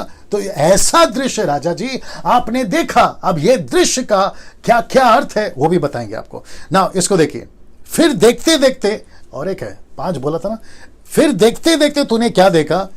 ये दूसरा सपना, इसलिए कहा ड्रीम्स, सपने, है ना, प्लूरल नॉट सिंगुलर, ठीक है ना। फिर देखते देखते तूने क्या देखा कि एक पत्थर ने, लिखा है बिना किसी खोदे आप ही आप उखड़ कर उस मूर्ति के पांव पर लगकर लोहे और मिट्टी के थे उसको चूर चूर कर डाला। मैं आपको बता देता हूं, चित्र देख लीजिए, चूर चूर कर डाला। एक कहीं से पत्थर आता है, खुद से आता है, किसी के हाथ से नहीं आता, खुद अपनी मर्जी से आता है और तेरे मूर्ति को लगता है, पत्थर को, पैरों को लगता है और लिखा है कि उसको चूर चूर कर देता है। ना इसको देखिए वचन 35, तब लोहा, मिट्टी, पीतल, चांदी, सोना भी सब चूर चूर हो गया और धूप काल में खलिहानों के भूसे के समान हवा से ऐसे उड़ गया कि उनका कहीं पता न रहा, और वह पत्थर जो मूर्ति पर लगा था वह बड़ा पहाड़ बनकर सारी पृथ्वी में फैल गया। ये पहाड़ कौन है मेरे दोस्तों? ये पत्थर कौन है? एक एक चीज का खुलासा आपके बीच में करने जा रहा हूं। मुझे पता है कि 9 बज चुके हैं, लेकिन मैंने आपसे पहले ही कह दिया था कि मुझे थोड़ा सा वक्त दीजिए। जी, उसका टेम्परेचर बढ़ा दो, मतलब 21 कर दो, 20 कर दो, जैसा भी ठीक लगे। देख लो क्या करना है दोस्तों। अभी तक आपने सब कुछ देख लिया ना, वो पत्थर आ रहा है और वो मूर्ति पे लग रहा है। मैं वो पत्थर दिखा देता हूं, ये देख लीजिए, दिख रहा है उसमें, इधर देख लो,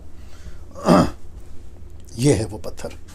इस पे जैसे ही टकरा है ना, मुझे नहीं पता कि कोई मेरा हिंदू भाई अभी मुझे देख रहा होगा, कोई मुस्लिम मुझे देख रहा होगा, कोई बुद्धिस्ट मुझे देख रहा होगा, या कोई जूइश कहीं से भी देख रहा होगा। आप सोच रहे होंगे ये सफेद कोट वाला बोल क्या रहा है। ये एक ऐसी बाइबल की एक ऐसी किताब है जिसका नाम है द बुक ऑफ डैनियल। आप इसको गूगल पे पढ़ सकते हैं, आप इसको ऑनलाइन पढ़ सकते हैं, आप इसकी पूरी जानकारी विकिपीडिया के माध्यम से पा सकते हैं। ये सारी घटनाएं पढ़ी हैं, आपको मेरी बाइबल पढ़ने की जरूरत नहीं, वहीं पर मसाला पड़ा हुआ है।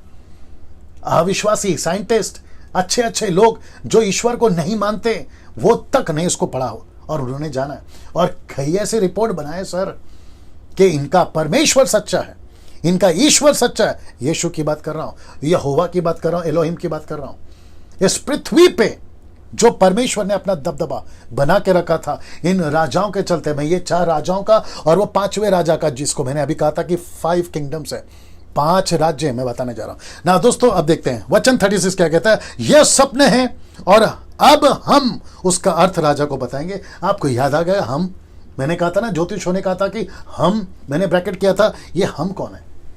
ऑफ कोर्स एक है दानियल और दूसरा है उसका परमेश्वर। तो दानियल कहता है कि मैं नहीं बता सकता, लेकिन मेरे अंदर एक रहता है, वो बताएगा। इसलिए ज्योतिषों ने क्या कहा कि पृथ्वी पे कोई ईश्वर मनुष्य के अंदर रहता होगा, वही बता पाएगा। तो दानियल ने कहा ठीक है ना भाई, मेरा परमेश्वर मेरे अंदर रहता है। जितने विश्वासी अभी मुझे सुन रहे हैं, आप अपनी पीठ थपथपा लीजिए। आपका परमेश्वर पत्थर में नहीं रहता, आपका परमेश्वर पेड़ में नहीं रहता, आपका परमेश्वर मोमबत्ती, अगरबत्ती, फूल माला में नहीं रहता, आपका परमेश्वर नारियल में नहीं रहता, आपका परमेश्वर आकाश के तार छांदों में नहीं रहता। आपका परमेश्वर क्रिएटर है, क्रिएशन नहीं है। आपका परमेश्वर क्रिएटर है और वो क्रिएटर आपके अंदर रहता है। अपनी पीठ थपथपा लीजिए, जैसी प्रतिक्रिया देना चाहो दे दीजिए। ये है हमारा परमेश्वर और उसी के चलते हमको घमंड है। अब कुछ लोगों को नहीं समझ में आता, कोई बात नहीं, लेकिन आज नहीं तो कल देर सवेर उनको जिस दिन समझ में आएगी, मेरा वीडियो, मेरी बातें उनको जरूर समझ में आएगी और आप जैसे लोगों की भी ना। तब यहां पर राजा को कहता है यह सपने हैं, अब हम उसका अर्थ राजा को समझा देते हैं। तो अभी तक सपना बताया, अभी अर्थ बताने जा रहा है। आप मेरे साथ में बने रहे ना। देखिए यहां पे क्या लिखा, देखिए वचन 47 जी। हे राजा, तू तो महाराज धीराज है। मतलब पहले तारीफ हो रही है, और मैंने कहा था ना ये राजा का दबदबा पूरी पृथ्वी पर है। ये वचन आ गया क्योंकि स्वर्ग के परमेश्वर ने तुझको राज्य, सामर्थ, शक्ति और महिमा दी है। और इसलिए मैंने उसका पैलेस दिखाया आपको। ये कितना रॉयल था, ये कैसी ठाट बाट से रहता था। इसका पूरा का पूरा इलाका 60 किलोमीटर में फैला हुआ। 60 किलोमीटर आप समझते हैं? 60 किलोमीटर। मैं अभी जहां रहता हूं, अगर मुझे मुंबई से, कोलाबा जहां रहता हूं, यहां से अगर मुझे बदलापुर जाना है तब जाकर होता है 60 किलोमीटर, या थाना बोल दीजिए या कल्याण बोल दीजिए, वहां तक आ जाएगा 60 किलोमीटर, अगर मैं गलत नहीं हूं। इतना लंबा इसका पहले से सर। ऐसा व्यक्ति को दानियल कहता है कि हे राजा, तू जो महाधिराज है, क्योंकि स्वर्ग के परमेश्वर ने तुझको राज्य, सामर्थ, शक्ति, महिमा दी है। और जहां कहीं मनुष्य पाए जाते हैं, याद रखो, जहां कहीं, हिंदुस्तान की भी बात कर रहा हूं, जहां कहीं मनुष्य पाए जाते हैं वहां उसने इन सभी को, और मैदान के जीव जंतु, आकाश के पक्षी भी तेरे वश में कर दिए हैं। तुझको उन सब का अधिकार ठहराया गया। सोच के देखिए राजा नबूकदनेस्सर का दबदबा। यह सोने का सिर तू है राजा, ये सोने का सिर तू है राजा। तो वो सोना कौन था? राजा था। ये देख लीजिए, ये देख लीजिए, जिसको कहते हैं नबूकदनेस्सर, जिसने राज किया बेबीलोन पर 605 BC टू 539 BC। और जबकि इसने 43 टू 45 ईयर्स उसने राज किया, लेकिन उसके बाद में बेबीलोन का राज बना रहा। उसके बच्चे के बच्चे के बच्चे लोगों ने राज किया, ठीक है ना। ना अब आप कहोगे कि डैनियल भाई सोना क्यों? तो ये सारी चीजें आपको समझाने के लिए, क्योंकि इनकी पहचान सोने से ही होती थी। मतलब जो जो राज्य है जिसमें ज्यादा फेमस होता है, जैसे बीजेपी की निशानी कमल है, कांग्रेस की निशानी पंजाब है, जिसको कहते हैं अपोक्लिप्टिक, जो मैं रेवलेशन के डब्बे बता चुका हूं, जिसका मतलब है छिन्न, दर्शन या पिक्चर या इमेजेस, ये बताता है अपोक्लिप्टिक, ठीक है ना। सो यहां पे बेबीलोन की पहचान है सोना, जिसके चलते ये हुआ। अब देखिए दूसरा, तेरे बाद एक राज्य आएगा, तो इसका मतलब है वो मूर्ति या स्ट्रक्चर, जो कि मूर्ति पूजा उसकी बात नहीं कर रहा हूं, स्ट्रक्चर जो ढांचा आपने देखा था वो दरअसल में ढांचा नहीं था, वो राज्य था। तो पहला राज्य राजा आप खुद हैं, आप सोने की जो मूर्ति आपने देखी थी ना सर, वो आप हैं। दूसरा राजा आपके बाद आएगा, लिखा है तेरे बाद एक और राज्य आएगा और उदय होगा जो तुझसे छोटा होगा, मतलब बेबीलोन से छोटा होगा, नबूकदनेस्सर से छोटा होगा, बेबीलोन से छोटा होगा। आइए देखते हैं वो कौन सा है, और वह है मादी फरासी, Medo and Persian, Medo Persia, यह है वो मादी फरासी, जो कि 539 BC टू 331 BC तक राज करा, और उनका निशानी था चांदी, उनकी पहचान होती थी चांदी से। तो परमेश्वर ने दानियल के द्वारा जो राजा ने स्वप्न देखा था, उसका खुलासा परमेश्वर ने, मैं वापस कहता हूं, सिंबॉलिक है, एपोक्लिप्टिक है, छिन्न है, दृश्य है, उसके रूप में परमेश्वर बात कर रहा है। अब आप लोग सोचोगे कि डैनियल भाई परमेश्वर अपोक्लिप्टिक या छिन्न के रूप में क्यों बात कर रहा है? अब आप सोच के देखिए, अगर परमेश्वर राजाओं का नाम बता देगा कि वो राजा ने, वो उसके बारे में मैं बोल रहा हूं, तो आपको नहीं लगता है कि पहली बात तो जो सपना बताएगा उसका तो खेल ही खत्म हो जाएगा। जो राजा को पता चलेगा वो राजा को पहले से मार दिया जाएगा। तो परमेश्वर जानता है कि कैसे बैलेंस करना है, उसके चलते परमेश्वर ऐसा बात कर रहा है, ठीक है ना। ये भी आपको समझना होगा। तो ये हो गया चांदी का जो छाती का जिक्र करा। अब दानियल की किताब उसका 5 का 28 इसका जवाब भी देता है। जब हम 5वें अध्याय पे आएंगे तो मैं आपको बताऊंगा कि दानियल ने क्या कहा था। लिखा है कि दानियल ने 5वें अध्याय वचन 28 में, पेरेस अर्थात तेरा राज्य, जो दीवार पे लिखा था ना पेरिस, तेरा राज्य बांट कर मादियों और फरासियों को दिया गया है। यह बात यहां पर क्लियर करता है, परमेश्वर खुद बता रहा है स्वप्न के अंदर कि तेरा जो राज्य है बेबीलोन, ये छोटे वाले को दे दिया जाएगा जो तुझसे छोटा है। किसको दे दिया जाएगा? मादी और फरासी को ना। दोस्तों ये आप समझ गए। अब बात करते हैं तीसरा राज्य की। फिर एक और तीसरा राज्य, ये देख लीजिए, फिर और एक और तीसरा राज्य पीतल का सा राज्य होगा। पीतल का सा राज्य, ये बताता हूं कौन सा है, जिसमें सारी पृथ्वी आ जाएगी। अब ये ब्रैकेट है तो इसका मतलब कुछ तो गड़बड़ है, मतलब कुछ तो सीखने लायक है, तो ये इसको याद रखना। लिखा है जिसमें सारी पृथ्वी आ जाएगी। मैं आपको बताता हूं ये कौन है। आप जैसे चित्र देखोगे आपको इशारा मिल जाएगा। ये रहा चित्र, पीतल, ग्रीस जिसने राज्य किया, जिसको कहते हैं हिंदी में यूनान, और ये रहा अलेक्जेंडर द ग्रेट, जिसको कहते हैं बादशाह सिकंदर। ये देखो, इस पृथ्वी पे, मैंने इसलिए कहा ना आपको, ये आपको याद रखना, इस पूरी पृथ्वी पे बादशाह सिकंदर ने राज किया। इसका इतिहास गवाह है। यह आपका यूट्यूब, गूगल, भारत के कई किताबों में इसकी जिक्र है। इसको सिखाया जाता है बच्चों को। यह ऐसा व्यक्ति जो दानियल को परमेश्वर बता रहा है। अब आप सोच के देखिए, किसी अल्लाह ने प्रकट नहीं किया, किसी और ईश्वर ने प्रकट नहीं किया, परमेश्वर यहोवा ने प्रकट किया। सोच के देखिए आप, जिस परमेश्वर की हम आराधना करते हैं, जिस यीशु की मैं बात कर रहा हूं, उसने दानियल को प्रकट किया कि दानियल ऐसा सब कुछ होने पर है ना। यह बादशाह सिकंदर जिसने पूरी दुनिया पे राज किया, इसलिए लिखा है कि वो पूरी दुनिया पे, पूरी सारी पृथ्वी पर जाएगा। ऐसा व्यक्ति है। मैं इसका कनेक्शन दानियल किताब 7वें अध्याय 8वें अध्याय से भी करूंगा, क्योंकि यह व्यक्ति वापस आएगा।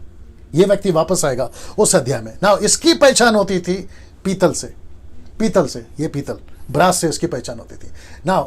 लिखा है दानियल किताब उसका 8वां अध्याय वचन 21 में, और लिखा है कि और वह रोआर का बकरा यूनान का राज्य है।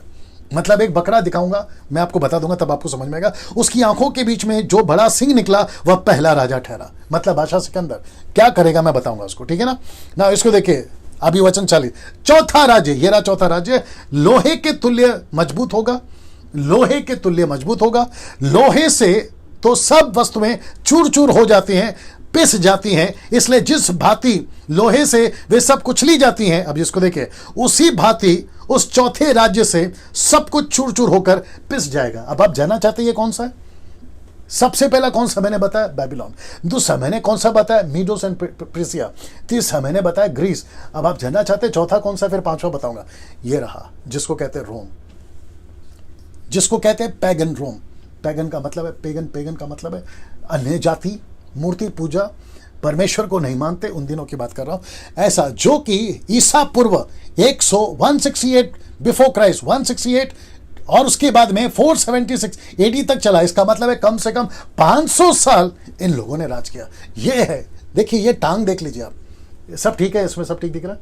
ये टांग देख लीजिए आप, ये जितना लंबा टांग है, उनकी पहचान लोहे से होती थी, क्योंकि यही रोम के लोग हैं जिन्होंने यीशु को खीले मारे लोहे के। ये वही लोग हैं जिन्होंने बरछा भेदा लोहे का। ये वो लोग हैं, रोम के लोग। और लिखा है टांगे लंबी, राज्य भी लंबा चला 500 साल। ये बताता है टांगे लंबी है ना, लोहे की टांगे लंबी है, तो इनका राज्य भी, देखो कितना सटीक और कितना पैसिफिक सटीक बता रहा है परमेश्वर।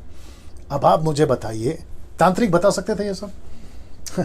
जादू टोना वाला बता पाए? फेल हो गए सर, ये नहीं बता पाए। कौन बता पाया? सच्चा परमेश्वर। कौन है सच्चा परमेश्वर? ये लोहिम, पिता, पुत्र, पवित्र आत्मा। क्यों? क्योंकि पूरी दुनिया को, माय गुडनेस गेट रेडी, पूरी दुनिया को परमेश्वर ही तो चला रहा है। तो परमेश्वर पूरे कंट्रोल में रह के चला है अभी तक और आगे भी। परमेश्वर कहता है मैं चला रहा हूं दुनिया को। कौन सा राजा कैसा करेगा, क्या करेगा, इन सब की हिस्ट्री आपके बाइबल में। मैं रिक्वेस्ट करता हूं कि आज की युवा पीढ़ी को बाइबल पढ़ो सर, बच्चे लोग बाइबल पढ़ो। जितना वक्त आप बाइबल को दे सकोगे आप उतने ही होशियार हो जाओगे। मैंने कल भी कहा था, मैं आज फिर कहता हूं, ये बंदा 5वीं क्लास 3 बार फेल है, उसके बावजूद परमेश्वर से बुद्धि पाकर आपके बीच में बात कर रहा हूं। मैं रिक्वेस्ट करता हूं, गीत गा रहे हो, गिटार बजा रहे हो, म्यूजिक में घुस रहे हो, ठीक है, वो एक लिमिट तक है सर। पूरी जिंदगी मत घुसिए उसके अंदर, निकलिए बाहर और परमेश्वर के वचन में मजबूत हो जाइए, ठीक है ना। ये आपको मैंने बता दिया ना दोस्तों। अब इसको देखिए 41 लिखा है कि और तेरे जो मूर्ति के पांव और उनकी उंगलियों को देखा, मैं आपको बताऊंगा कौन सा है, जो कुछ कुम्हार की मिट्टी की और कुछ लोहे की थी, मतलब कुछ मिट्टी की और कुछ लोहे की थी, उससे वह चौथा राज्य बटा हुआ होगा। कौन सा राज्य बटा होगा? रोम। ये रोम बटा हुआ होगा। ये जो है ना रोम, ये पूरी तरह से बटा हुआ होगा। मैं आपको बताता हूं कैसे बटा होगा, मैं रख रहा हूं, हर चीज को रख रहा हूं। वो बटा हुआ होगा तो भी उसमें लोहे का सा कड़कपन होगा, मतलब उसका दबदबा 500 साल तक चलेगा। फिर उसके बाद में जैसे कि तूने कुम्हार की मिट्टी के संग लोहा भी मिला हुआ देखा था, ये ब्रैकेट आ गया। और जैसे पांवों की उंगलियां, तो इसका मतलब है कितनी उंगलियां होती है? 10। एक तरफ में 5, दूसरी तरफ में 5, तो 5 उंगली। ये ब्रैकेट याद रखिएगा, टोटल हो गए 10 उंगलियां। कुछ तो लोहे की और कुछ मिट्टी की थी। इसका अर्थ यह है, राजा डैनियल बोल रहा है, उसका अर्थ है ये राजा कि वह राज्य कुछ तो दृढ़ और कुछ निर्बल होगा, मतलब कुछ शक्तिशाली होगा और कुछ राज्य जो है वो कमजोर होगा, उसको ये बताता है। और तूने जो लोहे के कुम्हार की मिट्टी के संग मिला हुआ देखा, उसका अर्थ यह है कि उस राज्य के लोग एक दूसरे मनुष्यों से मिले जुले तो रहेंगे, परंतु जैसे लोहा मिट्टी के साथ मेल नहीं खाता वैसे वे भी एक ना बने रहेंगे। नेपोलियन, साथ ही साथ में आपका हिटलर, इन सब ने कोशिश करी कि इन सब को वो इकट्ठा रख सके, लेकिन लिखा है कि मनुष्य एक दूसरे से मिले नहीं रहेंगे। आज भी करंट परिस्थिति है, मैं बताऊंगा ये कौन सा है। ये है यूरोप कंट्री, यूरोप के 10 शहर, यूरोप के 10 सिटीज में रखने जा रहा। और ये रहा लोहा और मिट्टी मिला हुआ दृश्य। ये सब राजा नबूकदनेस्सर देख रहा है, जिसको मैंने नाम दिया है 10 सिटीज ऑफ यूरोप, जो कि बाद में जो बताया डैनियल ने अर्थ बताया, द डिवाइडेड रोम। मतलब ये रोम के ही लोग हैं, रोम इनका हेड है, लेकिन ये 10 सिटी को यूरोप कहते हैं आज भी। और इनके सबके नाम में रख सकता था, लेकिन मैंने नहीं रखा। आप गूगल पे सर्च मारिए, यूरोप के 10 सिटीज सर्च मारिए, आपको नाम मिल जाएगा। जो पहले नाम क्या था और अभी मॉडर्न में इन्होंने नाम क्या क्या रखा है, ये आपको पता चल जाएगा, ठीक है ना। मैंने जानबूझ के नहीं रखा ना। इसको देखिए, अब आपको पूरा का पूरा जो 4 किंगडम है मैं वो रखने जा रहा हूं। तो सबसे पहला है बेबीलोन, जो कि 605 BC टू 539 BC तक चला। फिर उसके बाद में मीडो पर्सिया जो कि 539 BC टू 331 BC तक चला। फिर ग्रीस आता है जिसमें किंग अलेक्जेंडर है जिसका मैंने जिक्र करा। 331 BC टू 168 BC तक चला उसका राज्य। पेगन रोम जो कि मैंने आपको बताया मूर्ति पूजा से भरा हुआ, परमेश्वर का कोई भी इसको नॉलेज नहीं था। 500 साल तक इसने राज करा। 168 BC टू 476 AD तक इसका राज्य चला। ये सब कुछ रखा है आपके लिए। फिर उसके बाद में आता है लोहा और मिट्टी मिला हुआ डिवाइडेड रोम जो कि उसने भी राज करा। आप यहां पर देख सकते हैं ये यहां से लेकर यहां तक, और अभी भी ये डिवाइडेड रोम, अभी तो मॉडर्न हो गया, नाम चेंज हो गया। ये सब आपको गूगल में मिल जाएगा, ठीक है ना। ये हो गया अभी तक का दृश्य ना। मजा देखिए, अब आपके बीच में आ रहा है फिफ्थ किंगडम, पांचवा राज्य। ये मजेदार है, यहां सब ठीक है, ये मजेदार है फिफ्थ किंगडम। और इसके दो थियरी हैं, लेकिन मैं जाऊंगा दूसरे वाले के साथ, ठीक है ना। दो थियरी है, एक है चर्च और दूसरा है क्राइस्ट। मैं आपको पहले बता देता हूं कि वो पत्थर कौन है, उसके लिए आपको ये मैंने बता दिया। फिफ्थ किंगडम, दो थियरी हैं, टू थियरीज। क्या क्या है, एक है चर्च और दूसरा है क्राइस्ट। कुछ लोग कहते हैं ये चर्च है, मैं आपको पहले बता देता हूं। फर्स्ट थियरी चर्च, ठीक है ना। पहले वचन पढ़ते हैं। लिखा है कि और उन राजाओं के दिनों में स्वर्ग का परमेश्वर एक ऐसा राज्य उदय करेगा जो अनंत काल तक ना टूटेगा और ना वह किसी दूसरी जाति के हाथ में किया जाएगा, वरन वह उन सब पर राज्यों को चूर चूर करेगा, उनका अंत कर डालेगा और वह सदा स्थिर रहेगा। तो इस वचन के आधार पर मैंने चर्च डाला था। यहां पे दो थियरी रखी थी ना, चर्च डाला था। तो ये वचन मैं इसके सपोर्ट में उतना नहीं हूं। मैं जब रखूंगा ना क्राइस्ट को, मैं उसके सपोर्ट में जाता हूं, लेकिन दोनों रख देता हूं। आपको जैसा ठीक लगे आप लेके चलिए। वो चूर चूर कर देगा, यानी कि चर्च कैसे, मैं आपको बताता हूं। मत्ती की किताब उसका 16 का 18 से 19 तक यीशु ने पतरस से क्या कहता है, याद आ जाएगा आपको। लिखता है, और मैं भी तुझसे कहता हूं कि तू पतरस है। फिर कहता है कि और मैं इस पत्थर पर अपनी कलीसिया बनाऊंगा। तो इसका कनेक्शन पत्थर से तो है। मैं वापस कहता हूं, मैं इसके साथ ज्यादा नहीं जा रहा हूं, लेकिन मैं दोनों थियरी आपके बीच में रख रहा हूं और कोई दिक्कत नहीं है इसके साथ जाने में भी। बात तो एक ही है ना, परमेश्वर को महिमा मिल रही है, कलीसिया यीशु की है ना, ठीक है ना। पतरस है और पत्थर पर मैं अपनी कलीसिया बनाऊंगा, अधोलोक के फाटक उस पर प्रबल होंगे। जो कि अभी ठीक पहले वचन पढ़ा, मैं तुझे स्वर्ग की कुंजियां दूंगा और जो कुछ तू पृथ्वी पर बांधेगा वो स्वर्ग में बंधेगा और जो कुछ तू पृथ्वी पर खोलेगा वो स्वर्ग में खुलेगा। तो ये बताता है, जो पिछला वचन अभी हमने पढ़ा, ये उसको मैच करता है, कॉन्ट्रडिक्ट नहीं करता है। उसके चलते मैंने रखा ना। इसको देखिए, वचन 45, जैसा तूने देखा कि एक पत्थर किसी के हाथ के बिना खोदे पहाड़ से उखड़कर, इसको भी बताऊंगा, उसने लोहे, पीतल, मिट्टी, चांदी और सोने को चूर चूर किया। इसी रीति महान परमेश्वर ने राजा को जताया कि उसके बाद क्या क्या होने वाला है। ना स्वप्न में और ना उसके अर्थ में कुछ संदेह। इसका मतलब है मैंने जो कुछ बताया है वो सब कुछ में कोई संदेह नहीं। अब वो पत्थर का जिक्र करता हूं जो किसी के हाथ बिना लगाए। अब जरा ध्यान से सुनो। जाकिर नाइक और उसके फॉलोवर्स और न जाने और राहुल आर्या जैसे कई लोग जो ये बकवास करते हैं यूट्यूब पे कि मरियम के पेट में यीशु कैसे आ सकता है, बिना फिजिकल रिलेशनशिप के मरियम के पेट में यीशु कैसे आ सकता है। ये दरअसल उसी का चक्कर है, ये कनेक्शन यहीं पर है। लिखा है बिना किसी के हाथ लगाए, बिना किसी के पहाड़ को खोदे एक पत्थर, मैं भी चित्र रखूंगा, वो आता है और इन सब राज्यों को लिखा है चूर चूर कर देता है। मैं आपको दिखा देता हूं, यह दृश्य था। यह है दानियल, यह है नबूकदनेस्सर, यह है मूर्ति और यह है पत्थर। एक और चित्र दिखा देता हूं आपको, यह है चित्र, ठीक है ना।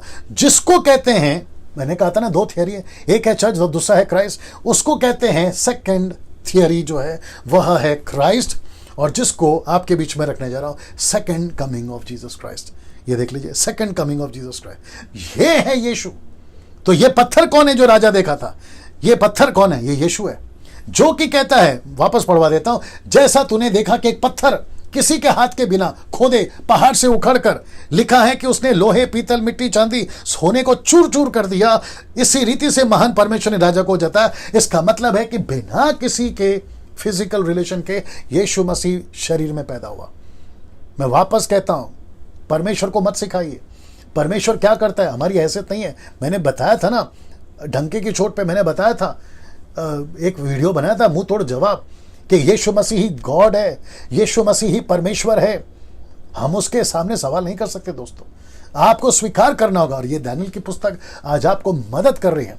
मैं परमेश्वर का धन्यवाद देता हूं कि मुझे यह अनुग्रह दिया कि इस तरीके से, कितने लोग देख रहे हैं, 1400 लोग, 1400 लोग ऑनलाइन अगर जुड़कर देख रहे हैं, यह परमेश्वर का अनुग्रह। और मुझे पता है कि इतनी तादाद में आज की तारीख में, जब से लॉकडाउन चल रहा है, आज की तादाद में इतना सारा लोग देखना, बाकियों के इसमें नहीं देखता हूं, बाकियों के इसमें मैं नहीं देखता हूं। 100-200 में, 50-60 में निपट जाता है। लेकिन अगर आप लोग देख रहे हैं, मैं इसका भी श्रेय केवल प्रभु को देता हूं। और मुझे ईमानदारी से मेरा काम करने दीजिए।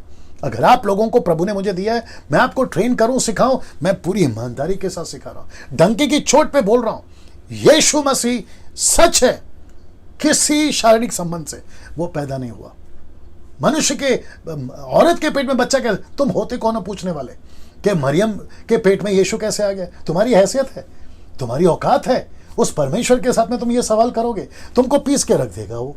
तुम जो भी हो, राहुल आर्या या फिर तुम्हारा जाकिर नायक या फिर उसके फॉलोवर्स, आप कैसे, और भी कई लोग हैं, क्या कहते हैं उसको मुंबई की भाषा में, चंटर पंटर लोग और भी हैं। मैं उन सभी को कहना चाहता हूं, तो हमारी औकात नहीं है, आपकी औकात नहीं है परमेश्वर के ये सवाल पूछे कि मरियम के पेट में यीशु मसीह आ कैसे गया। कैसे पूछ लेते हो यार तुम? एक दिन तुमको यीशु के सामने ऐसे खड़ा होना होगा और तुमको एक एक शब्द का हिसाब देना होगा। मजाक नहीं है, पीस के रख देगा। चौथा अध्याय को मिस नहीं करना।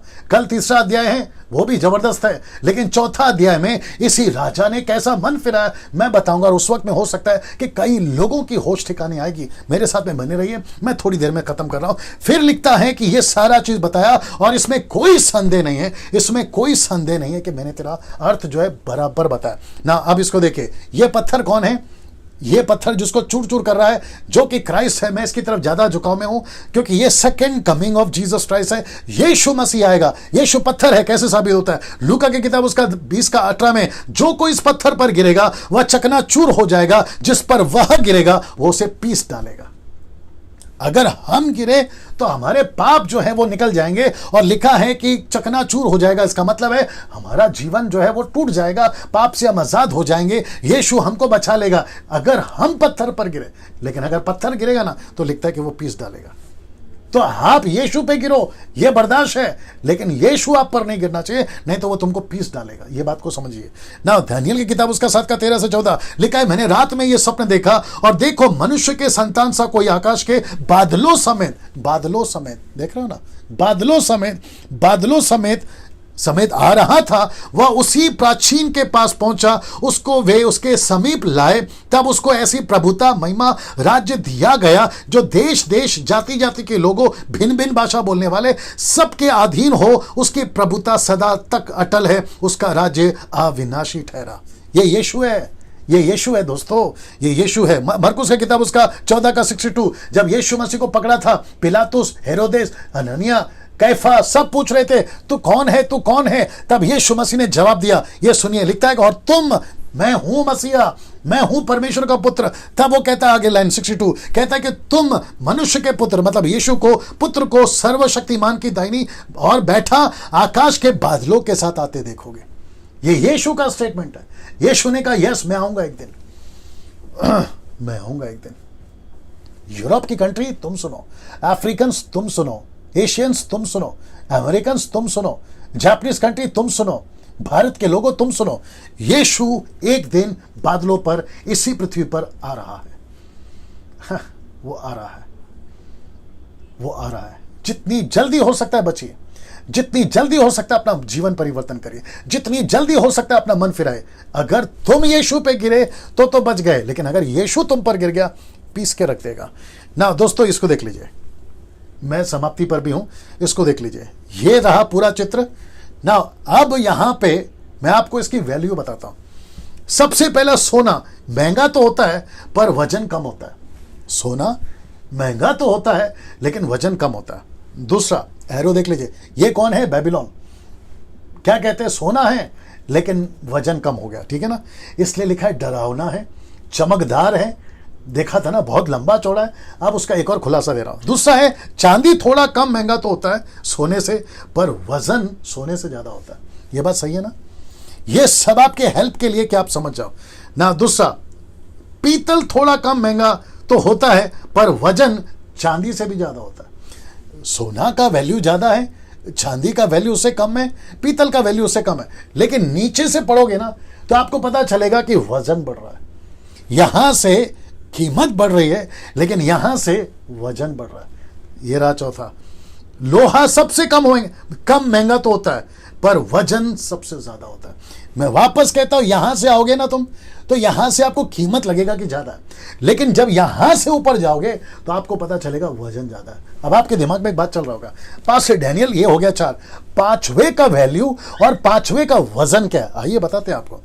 पांचवा ये रहा सर, जो पहाड़ से निकला, पत्थर निकला और इसको तोड़ा। अब आप मुझे बताइए, पहाड़ का वजन सोना चांदी और आपका पीतल और आपका लोहे का सामने क्या है? दरअसल और एक बात बता दूं, ये लोहा चांदी पीतल सोना कहां मिलता है? इसी पहाड़ के अंदर। अब आप सोचिए, यीशु का राज्य सबका बाप है। यीशु का राज्य कहां गया? यीशु का राज्य सबका बाप है। तो सोचो चट्टान की क्या कीमत होगी और क्या वजन होगा, क्या वजन होगा। यीशु सबका बाप है। आपका बेबीलोनियंस, आपका मीडोस एंड पर्सिया, आपका ग्रीस, आपका रोम और रोम के यूरोप के 10 सिटीज, और यहां पर आता है यीशु, उसकी कलीसिया। मैंने 2 थियरी रखी, कलीसिया और यीशु चूर चूर कर दिया सर। मैं वापस कहता हूं, यीशु का प्रचार डंके की चोट पे करो, सर उठाकर करो, कभी नहीं डरना। जिनको मार पड़ी है कोई चिंता नहीं, ये चोट है आज नहीं तो कल ठीक हो जाएगा। लेकिन यीशु के लिए जो तुम काम कर रहे हो ना, सलूट है आप लोगों को। मैं वापस कहता हूं, बस मैं 5 मिनट मुझे और दीजिए, मैं समाप्त करता हूं। ये रहा 5वीं बात, जो कि आखिरी है। राजा का सपना, असफल ज्योतिष, परमेश्वर का सच्चा दास, स्वप्न और उसका अर्थ बता दिया। ये रहा दानियेल का सम्मान। आइए देखते हैं दानियेल का सम्मान कैसे हो रहा है। मैं कुछ चित्र दिखाऊंगा। इतना सुनकर, कितना सुनकर, ये सब सुनकर मजा देखिए। नबूकदनेस्सर राजा ने मुंह के बल गिरकर दानियेल को दंडवत किया और आज्ञा दी कि उसको भेंट चढ़ाओ और उसके सामने सुगंध वस्तु जलाओ, क्योंकि राजा का कल्चर ऐसा है, राजा को ऐसी सम्मान करने आता है। दानियेल ने मेक श्योर कि उसको रोका होगा कि मुझे क्यों प्रणाम कर रहा है। उसका सर्टिफिकेट वो पहले ही दे चुका है, मेरी कोई काबिलियत नहीं है, तेरा सपना बताने में तो वो प्रभु का आता है। लेकिन ये वहां का सिस्टम था, तो राजा उसके पैरों पे गिरा। ये देख लो, दिख रहा है उसमें सब ठीक है। ये देख लो, ये है राजा, ये है दानियेल, और ये है बाकी ज्योतिष जो काले जादू के साथ में, तंत्र मंत्र के साथ में लेकर घूम रहे थे। सब ठीक है ना? अब आप सोच के देखो, सोच के देखिए, क्या दर्जा मिला दानियेल को, क्या सम्मान मिला दानियेल को ना। इसको देखिए, राजा क्या कहता है 47 में, मैं समाप्ति पर आ गया। फिर राजा ने दानियेल से कहा, सच तो यह है, मजा देखिए, लिखता है, सच तो यह है कि तुम लोगों का परमेश्वर सब ईश्वरों का परमेश्वर है। क्या बात है। रिपीट कर दूं, कहता है सच तो ये, मतलब अभी इसकी आंख खुली, कहता है, और चौथे में तो और खुलेगी, चौथा अध्याय में तो और खुलेगी।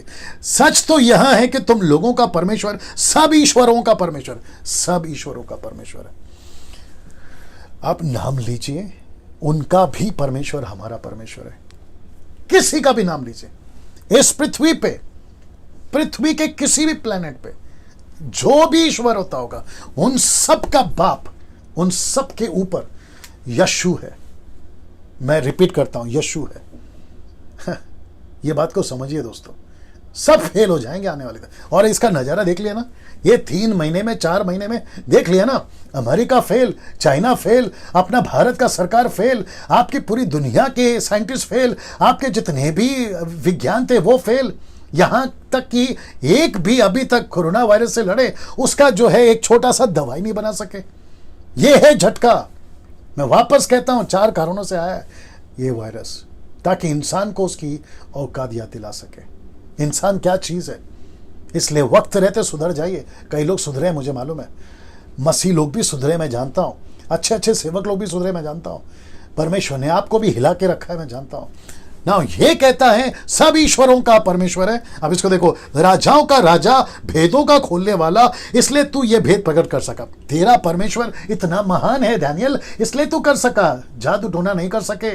रिपीट कर देता हूं, कोई ईश्वर नहीं कर सका, कोई अल्लाह नहीं कर सका, कोई तांत्रिक नहीं कर सका, ये सिर्फ यीशु कर सका। ना इसको देखिए 48, फिर मैं समाप्ति पर, यह आखिरी 2 वचन है 48 और 49।